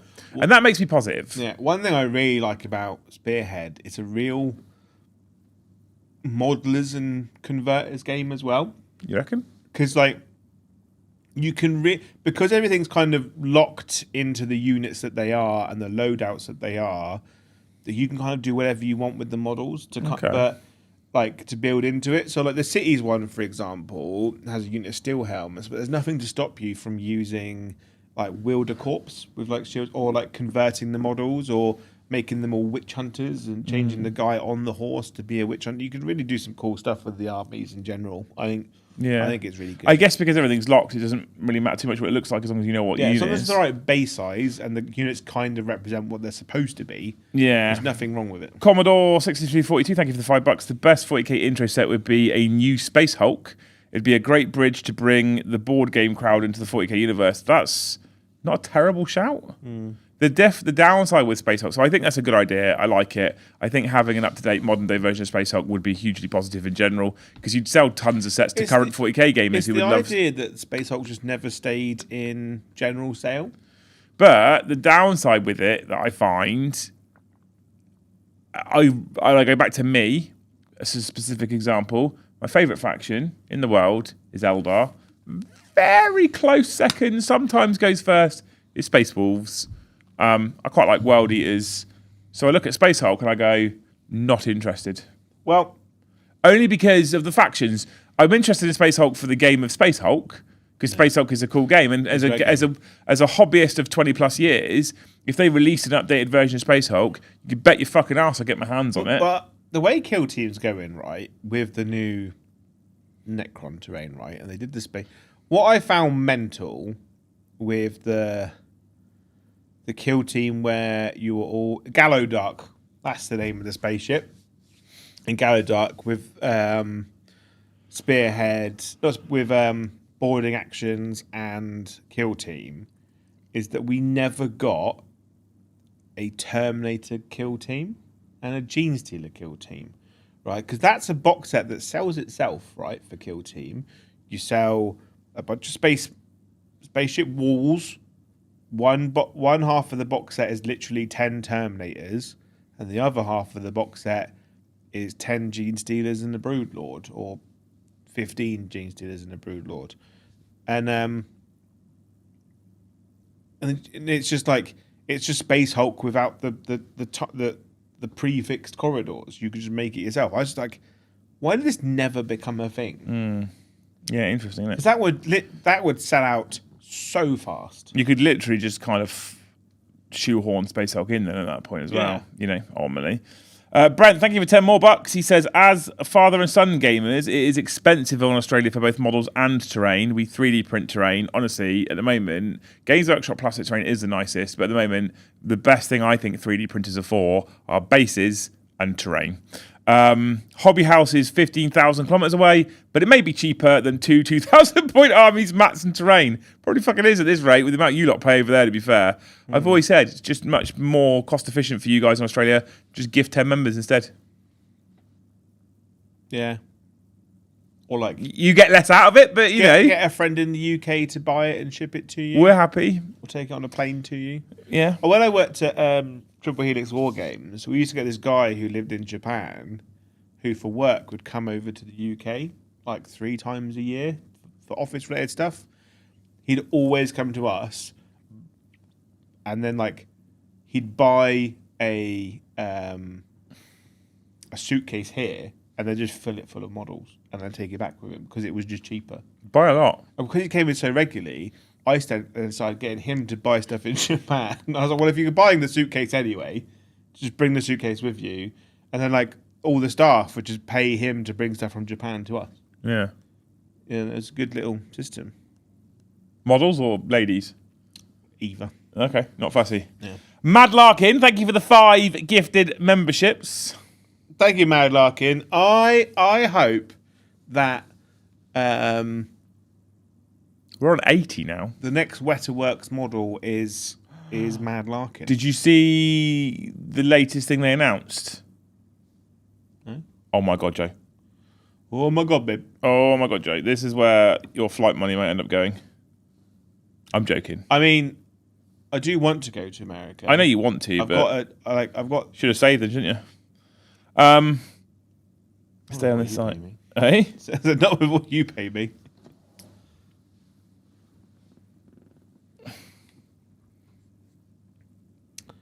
Oh, that's cool. It's fucking cool. Well, you can't buy it. It's sold out. It's not sold out. It's not gone on sale yet. It says sold out there. Yeah, it's not gone on sale yet.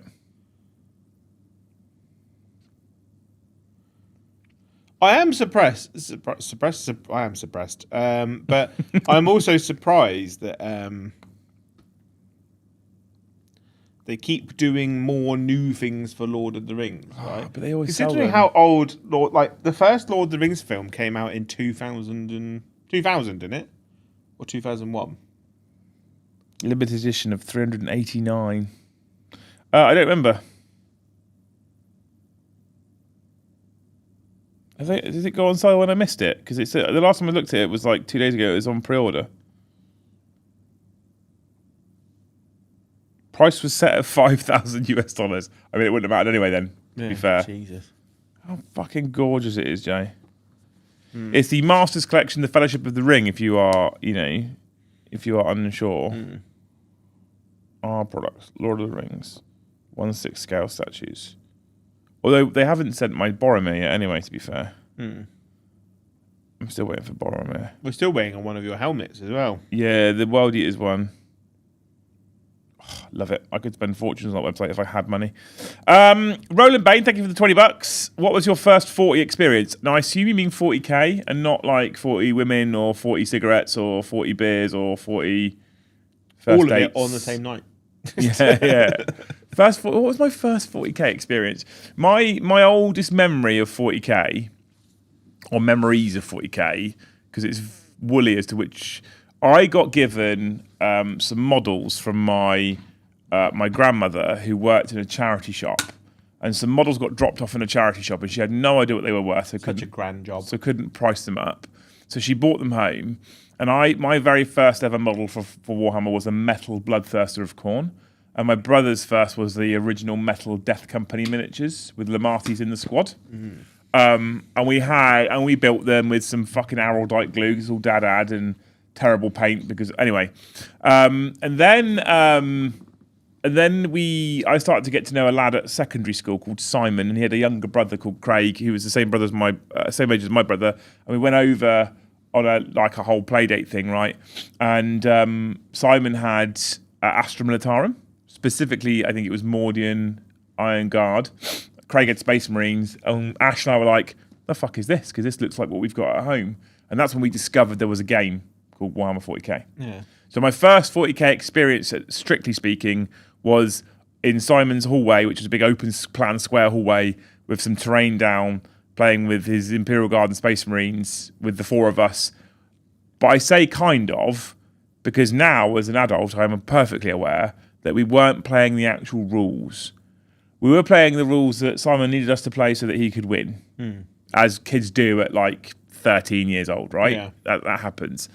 So yeah, we played that a fair amount, and I used to. My brother and I used to get Warhammer with our little pocket money, and we'd play up in we have an attic at home that's converted because it's not a big house, so they converted the attic, and we used to play up there, and we used to use like Pringles cans and books under a green bit of material for hills and stuff like that. Yeah. That's how we used to play Warhammer. And it wasn't until I became an adult and joined the army, and I went up to Ipswich, and I was like, a bit bored in the evenings. So I went into the local games workshop in Ipswich, where the manager was a bloke called Jeff, bought some, took it back, started building it, and that's when I discovered there was a club on site, and I got back into it properly, read the rules, all that kind of stuff. And actually started playing the proper game. The proper game. Rather than this kind of bastardized child's version where, I don't know what the rule is, so we'll just make it up. Yeah. What about you? I was very young. I can't remember the exact age, but I'd made some, like, set in the air kind of plasticine fruit for school as an art thing, and I needed paint, and my stepdad was like, there's that cool shop in Luton near Pizza Hut. They look like they sell paint. We'll go in there. And we went there. We went to Games Workshop. And they probably left me there for about 40 minutes whilst he went shopping. He was like, there's kids in here. Off you fuck. And then He bought me the first model I ever owned was the metal Space Marine with a flamer. Oh, really? Yeah, it was my first model. He was like, that will tide you over for 40 minutes. So bearing in mind, you glue a base to the model. Yeah. And that's kind of it, really. Although they did teach me to paint in the shop as well, which was cool. So I remember Games Workshop in Southampton is on a street called East Street, and East Street's kind of not really in town. Yeah. You have to kind of go out of town a little bit to get to East Street. But if you would go past Games Workshop on your left hand side, over the road there was a Debenhams, which is like what would you call Debenhams? Like a department store, I guess. Yeah. And then on the right hand side there was a restaurant called Nick's Restaurant, right? And my parents used to go and do a lot of shopping in Debenhams and like to go eat lunch at Nick's when we were kids. And before we met Simon and Craig, we would walk past Games Workshop, and me and my brother would be like, "What's Games Workshop?" And Dad would be like, "Don't worry about it, we're not going in there." And I used to think he didn't know, and now I reckon he definitely knew. Yeah.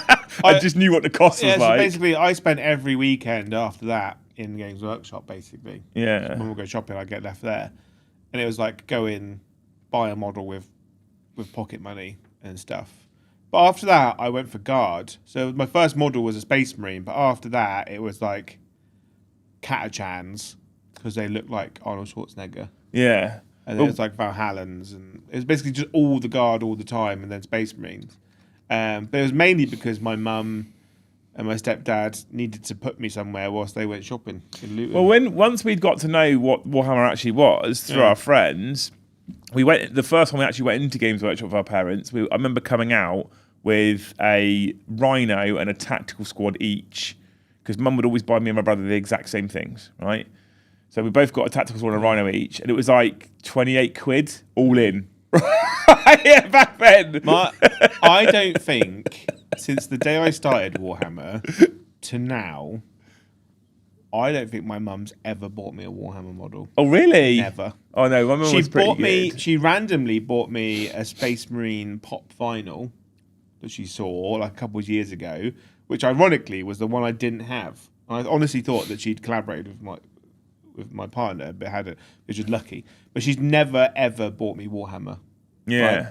Basically, growing up as a kid, if I wanted something, it was pocket money. Yeah. Or get your dad to buy it. So pocket money is where I want. So my dad never bought it. You'll be surprised to know. Yeah. I built and painted all Tactical Squad and Rhino. Yeah. Dark Angels colours originally, and my brother, I think he went Blood Angels to start with, right? I was Dark Angels first. And then I started saving my pocket money, and I ended up buying Valhallans. Was my first army that I bought. And when I say army, I had a commissar. Yeah. He had the chainsaw out to a side and a flamer down by his side. You remember him? Metal one. I had the metal special weapons team, so grenade launcher and flame or whatever it was. I had the metal mortar team. I had the metal autocannon team. I had the metal officer, and I had the metal rocket launcher, and I had a Lehman Russ. And that was my army. That was it. Oh, and then I bought the metal Ogrins. Yeah. All metal stuff back then. I had the metal. I think this is where my absolute hatred and disdain for metal miniatures has come from. I hated them. I hated them. I went for a period of time of doing metal Tyranids.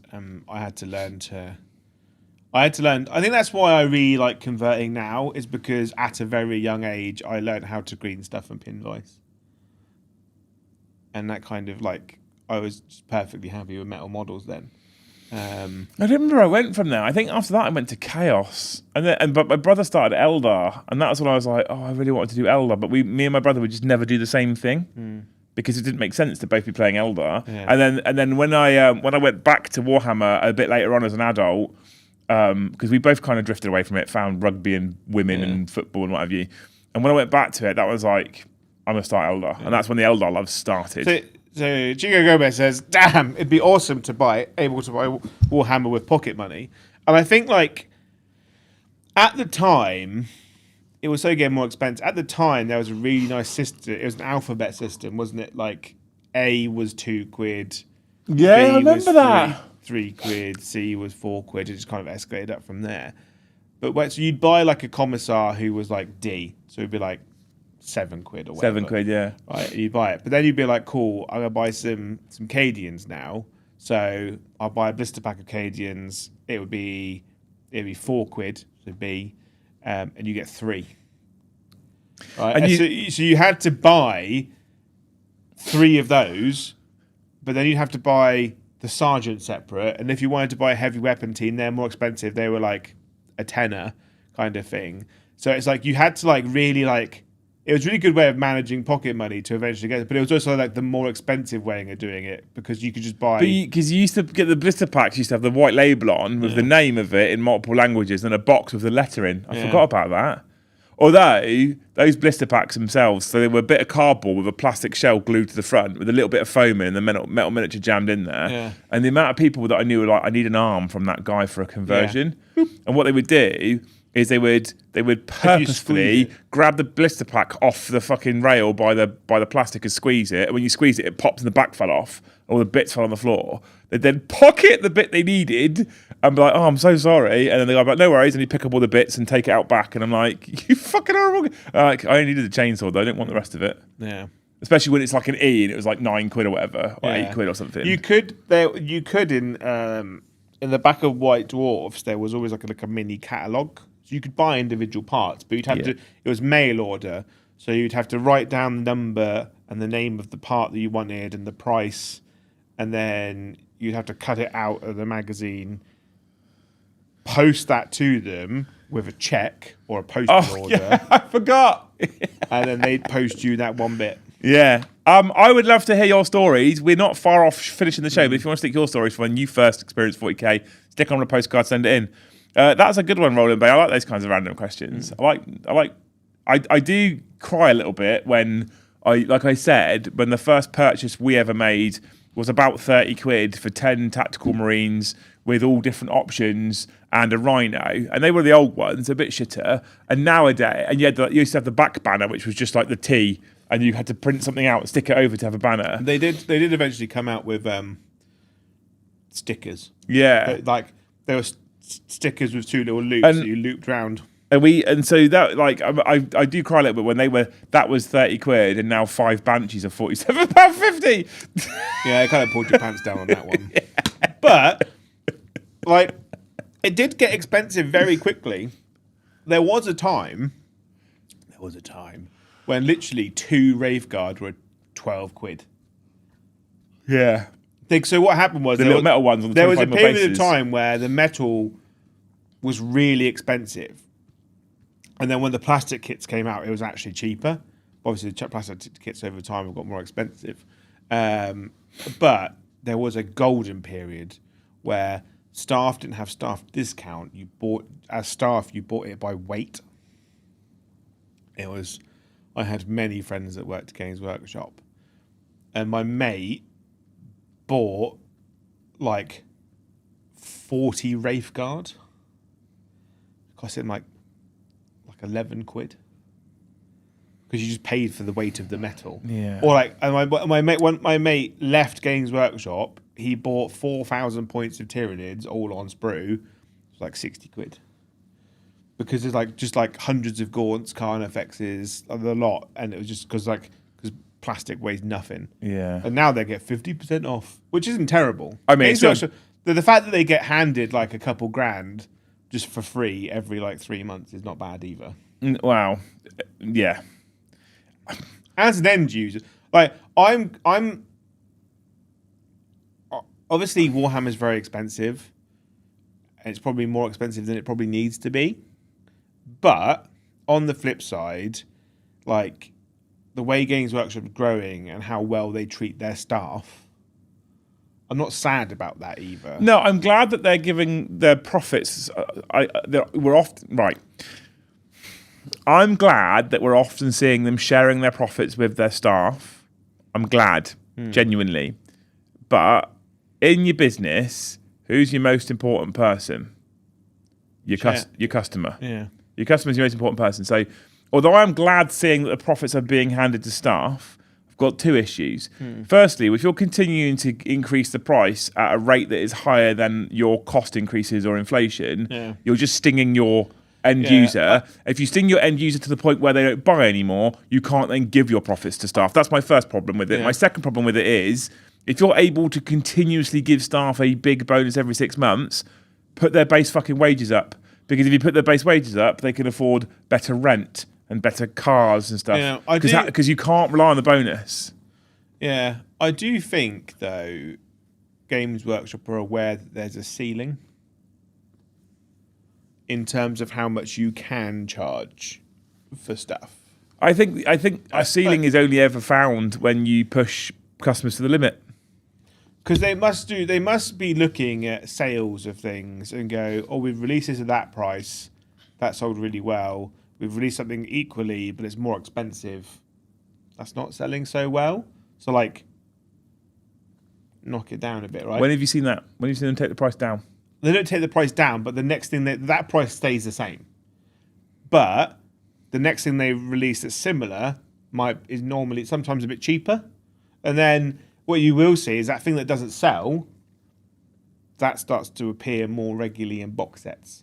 But this is what's weird about it, right? Have you ever seen a business like this who almost never are doing any kind of offer or discount or... Well... It just doesn't happen. Start collecting... Well, the combat patrols are technically discounted items because you are buying more for less. So Donald says, right, most important to companies, shareholders, then the board, then the staff, then the customers are last. That's the way a lot of it works in capitalism, right? But it's not the way it should work. And I'll explain. That's fine. Look after your shareholders first. That's great. Until your product stops selling, your stock value goes down because your product's not selling and you're not making money. You're not then therefore profitable. You're then no longer paying your shareholders their share prices because you're no longer profitable. Your shareholders then want to look to sell their shares because you're not profitable and they're not making money. Your share price then drops further because shareholders are looking to offload shares, and then your business dies. So businesses can run it that way around. As long as customers are buying, it's fine. The second you piss them off to a point where they stop buying, you will kill your business eventually. So you need to put customers first. And very close second should be your frontline staff. And the reason why your frontline staff should be close second is because if you look after your staff will look after your business. Yeah. If you fuck your staff off, they won't care about your business. And I think businesses are probably more aware now of the more tunneling of their market or their audiences, right, on who's buying as well. And I think Games Workshop are probably aware that people are poor. You know, like 20-year-olds have got nothing. Like, they're all skint. All they can afford to do is go out drinking on a Saturday, and then that's it for the month, kind of thing. And like minimum wage, like I don't know how anyone survives on minimum wage nowadays, unless there's 4 of you living in a 2-bedroom flat, you know. So their Games Workshop's target audience is us, right? People that earn slightly above minimum wage, kind of have their stuff together, are like married, have kids, kind of thing. I need the escapism. Yeah, I need the escapism, right?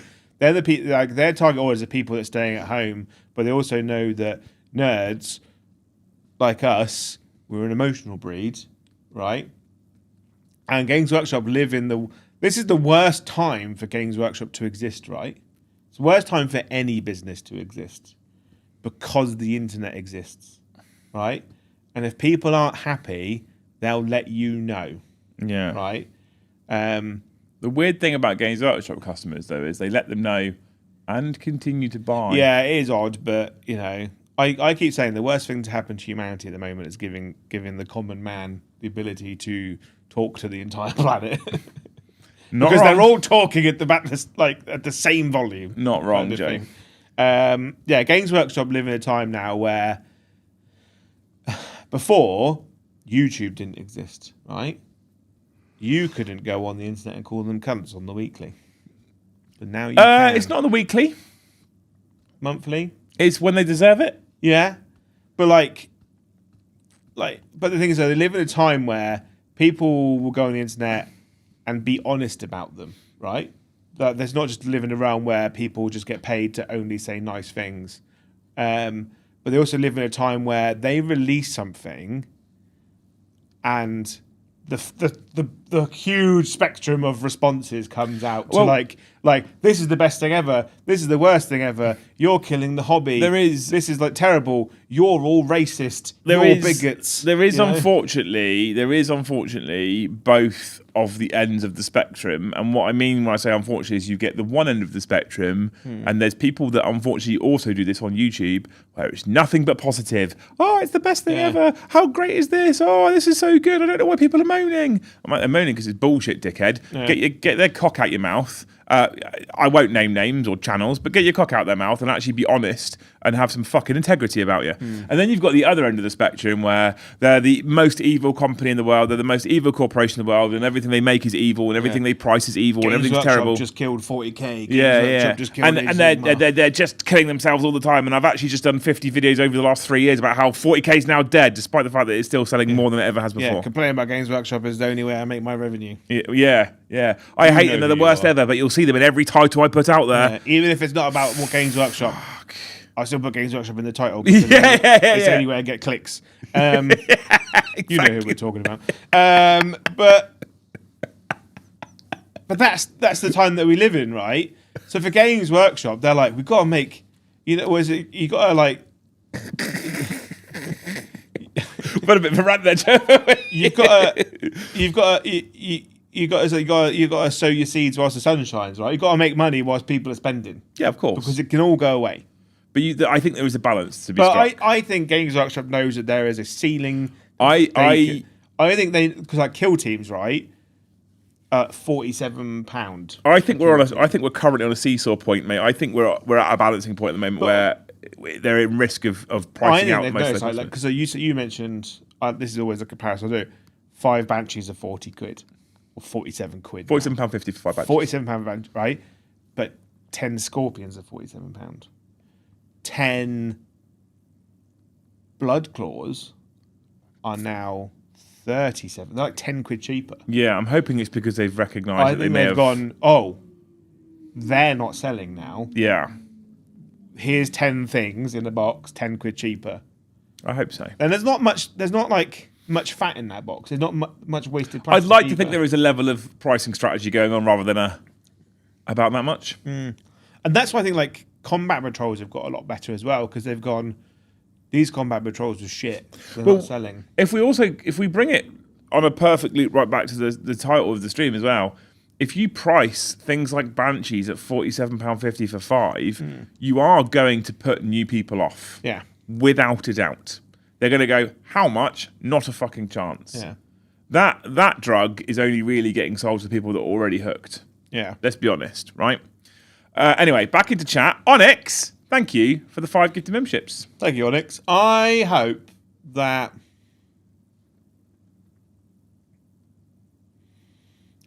for dinner tonight you are surprised by someone pulling a mint Viennetta. I love a mint Viennetta. Talking about value for money, are they still £1 at the moment? I don't know. Viennetta? I don't know. I saw someone selling the other day mini Viennettas, like solo Viennetta, like in a packet. I was like, ooh, suit you, sir. Thank you for that. Anyway, Onyx, you're a legend. We are currently on a flat hundy gifted. You legends. We're on £40 off a super chat show, but we are also on 118 likes. That's been nailed as well. Talking of which, Darth Medic, thank you for the $2. Both Warhammer codes have TTRPGs, way cheaper entry. TT tabletop role-playing games? Both Warhammer codes. So I assume it means like AOS for 40k. Oh, both have tabletop RPGs. I mean, yeah, like they both have like a D&D version, don't they, where you just buy some books. D&D. But the thing is, though, right? I don't mind those things exist because they're more lore-based and you're telling a story whilst you play. But I don't play Dungeons and Dragons. I don't play D&D, right? I don't like playing. I've never played it, so I don't like playing those games where I have to sit around a table with a pen and paper chart and talk like a goblin, right? That's a big brush. It's the pen and paper part he doesn't like because he talks like a goblin anyway. So but I don't like. But I'm like I play Warhammer because I get to play with armies that I've built and painted on a tabletop and have a cool simulated battle where I have these cool cinematic visuals in my mind as I play, and cool shit happens. And that's why we've all played like Warhammer. Like, I find that the RPG aspects on the side are great. That's like the bow on the present, you know. That's like the little garnish. Okay, I think that's good. I've never had any desire or want to play them ever. So yeah, but I don't want to. Like, the good thing about all the Warhams, right, at the moment, is there's something for everyone. That's what Games Workshops produce so much shit at the moment that there is something for everybody. Right, they have Lord of the Rings, they have Necromunda, they have Age of Sigmar, they have 40k, they have the RPG aspect, but they have or had Warcry, they had Underworlds, they have Combat Patrol, they have Spearhead. They just have all of these different things for everyone to do different stuff. But we just want more. All the time. More all the time. Talking about more. Where is Battlefleet Gothic Games Workshop? Oh, please. But don't set it in Horus Heresy. Don't set it in fucking Horus Heresy. If you set like Epic. If you set Battlefleet Gothic in Horus Heresy, that game is dead on arrival. Please don't set it in Horus Heresy. The thing is, though, the good thing about Battlefleet Gothic is it's set during the Gothic War.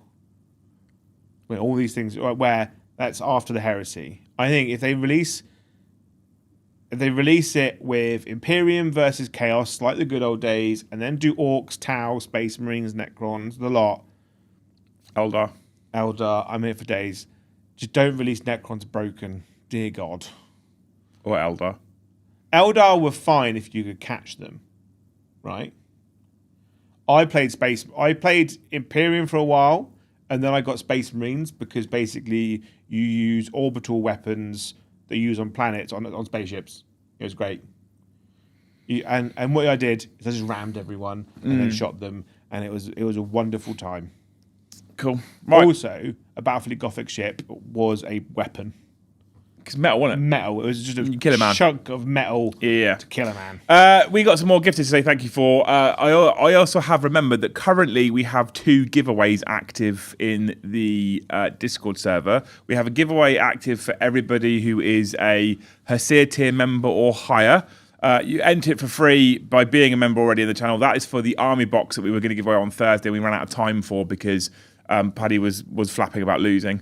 And then also, if you are a Jarl tier member or above, which is $8.99 or above, and anybody who's been gifted a membership or become a member today, you can upgrade for just the difference. If you are a Jarl tier member or above, at the last week of every single month, we do a Jarls and above giveaway. And that giveaway, again, is free to enter. If you're a Jarl tier, you'll see it. You can click enter and it will let you do it because you're a Jarl tier and it recognises. And at the end of every month, on the last day, it draws one of you who have entered at random and you win a Combat Patrol or Spearhead box of your choice. Actually, what we say a Combat Patrol box of your choice, but what we actually do is we look at the website for Games Workshop in your country of origin and we just get you a voucher for the same value. So if you go, I actually don't want the Combat Patrol because I have no need for it, we will just give you a voucher. So if a Combat Patrol in America is $120, I think it is, you'll just get a $120 voucher. Good, isn't it? And if you're in this country, we're also prepared to give you the voucher in Element voucher, so you get more basically, right? Thank you, Alex, for 10 gifted memberships.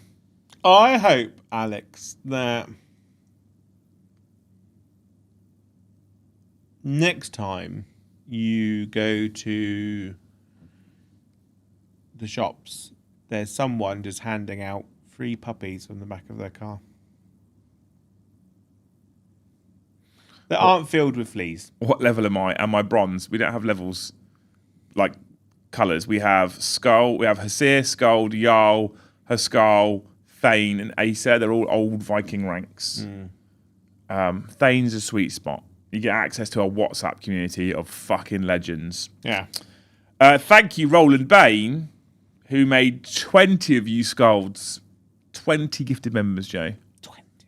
20. I hope, Mr. Roland Bain, that .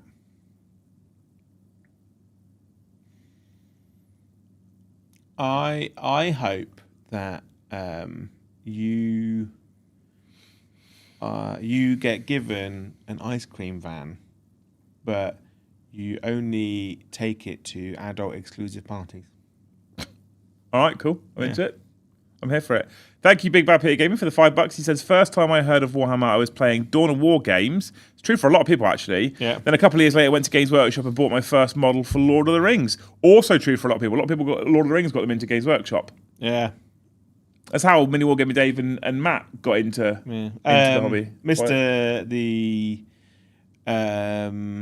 Mikey from Hellstorm, he got into Warhammer through Dawn of War. Mm-hmm.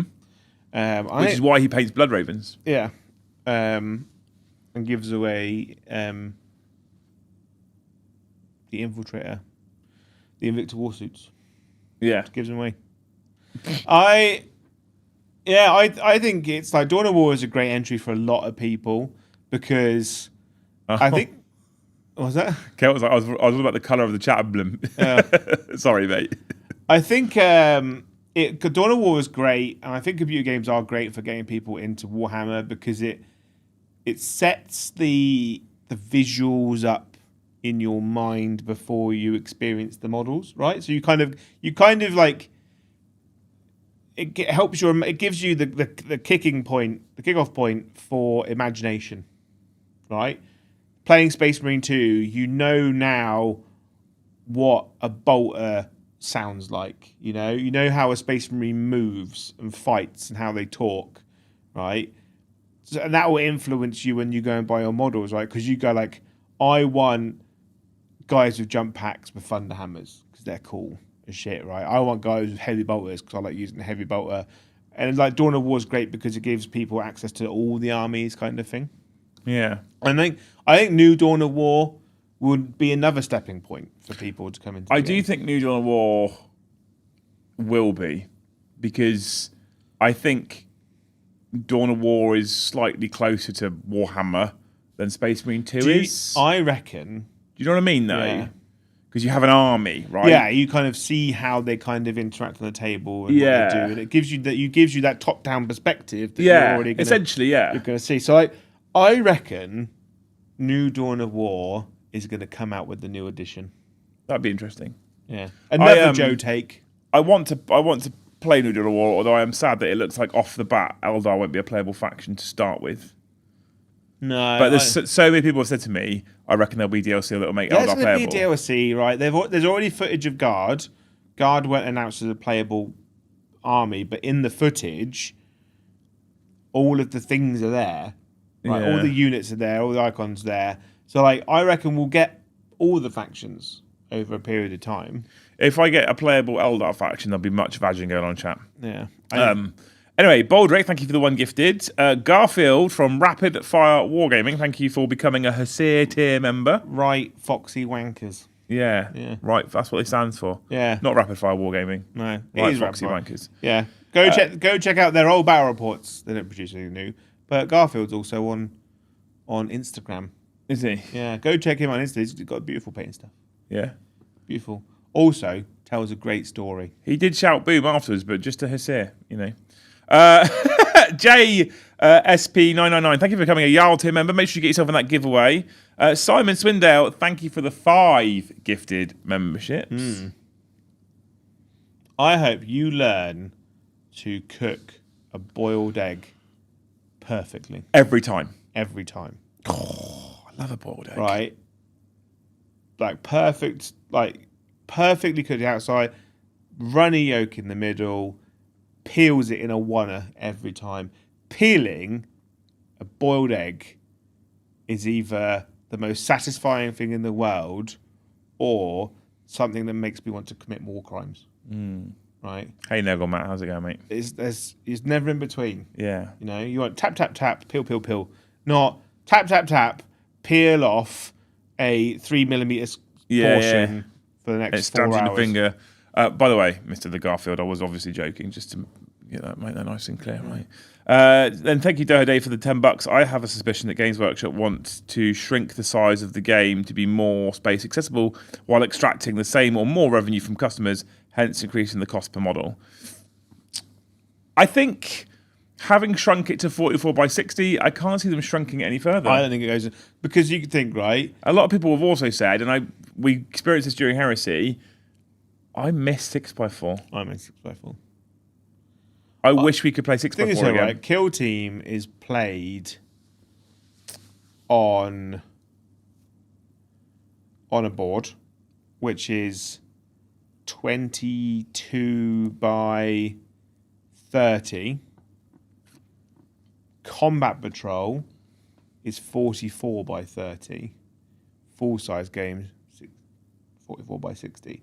So they've designed the board so you go, one board plays one game. You get 2 of those boards, plays another one. You get 4 of those boards, plays the other one. What I would like to see, though, is Games Workshop release either a matte or a plastic Realm of Battle board for 60 by 44. Yeah, I agree. The old City board, we've got it, which is a 6 foot by 4 foot board, which was 6 tiles that you could move around with the roads. So I loved that thing. I feel like Armies on Parade has lost a bit of its soul since the loss of the Realm of Battle board, right? Oh, okay. So because the old Realm of Battle board was 6 2x2 tiles, right? Armies on Display, Armies on Parade was always a army on one of those 2x2 tiles, right? And you took it into store. And that was your displayed thing. And then they released multiple Realm of Battle boards. There was a City one, a Hills one, an Age of Sigmar one. I didn't really like the Age of Sigmar one because it was like big weird cogs everywhere. Yeah, it was like take the old hilly one, but then stick random bits in the floor. Yeah, I did like it. They could have done better. Yeah, do better. But they sold these, and then they sold these 2x2 tiles separately for Armies on Parade. So you could make this really cool display piece. Since those tiles have gone, it's just find a bit of wood. Yeah. Find a bit of plastic, 3D print something. So I think like I'd love to see, because they already do a 22 by 30 rollout mat as a Warhammer store anniversary thing. If you spend X amount of money, I'm like, just release a flat plastic molded tile that's 22 by 30. I'd buy that. Yeah. Right? And then what happens, right, is that people will just buy 4 of those to do a cool solid plastic table. Yeah. I love that Realm of Battle board. You've just given me an idea for my Elder Army to pull one of those tiles out and use it as a... I like that as an idea. Yeah. I'm a fan. Right. Anyway, we are well over... We always do this for the Liam and Joe show. When I say we're over schedule, it's just something we accept now because it's... I could talk... and we do, quite literally, I could talk Warhammer with Joe all day, every day. We basically do that, but we just do it on camera for a few hours when you're here. So I don't like to try and cut it short because I think it's good fun chatting Warhammer. I love it.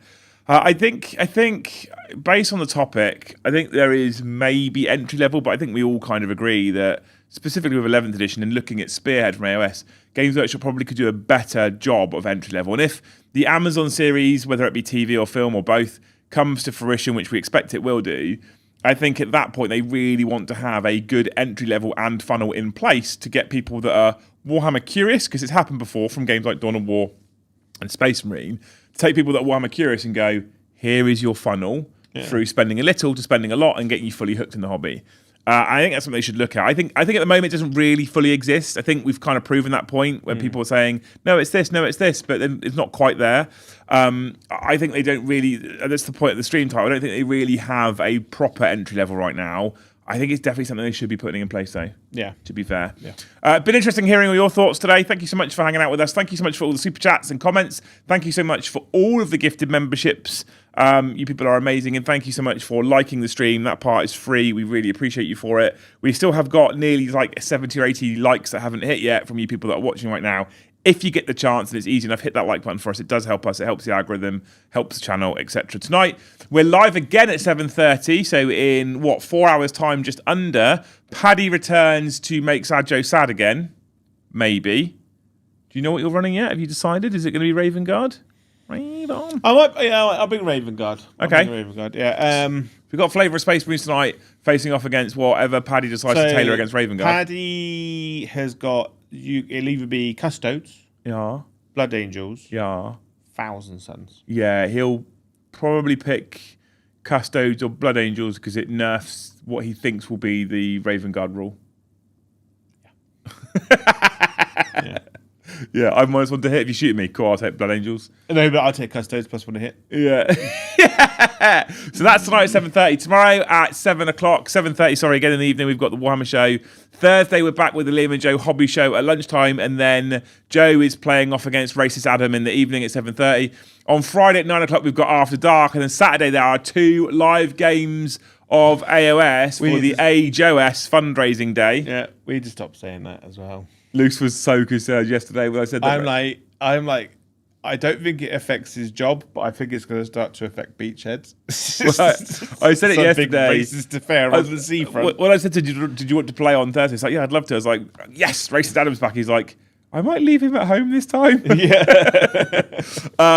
So yeah, and Luce was very concerned. I was like, she's like, is he actually racist? I was like, no, Luce, far from it, absolutely not. But it's funny. Yeah. So Adam's back on Thursday taking on Mr. the Joe again, and then Friday we've got After Dark, like I said, 9. And like I said, on Saturday the AJOS fundraiser. Yeah, come dressed as a fire slayer. Oh yeah, we need to talk about that off camera. Okay. Yeah. Cool. You people are amazing. Thank you so much for watching. You wonderful human beings. We will see you in the next one. Bye, one more time.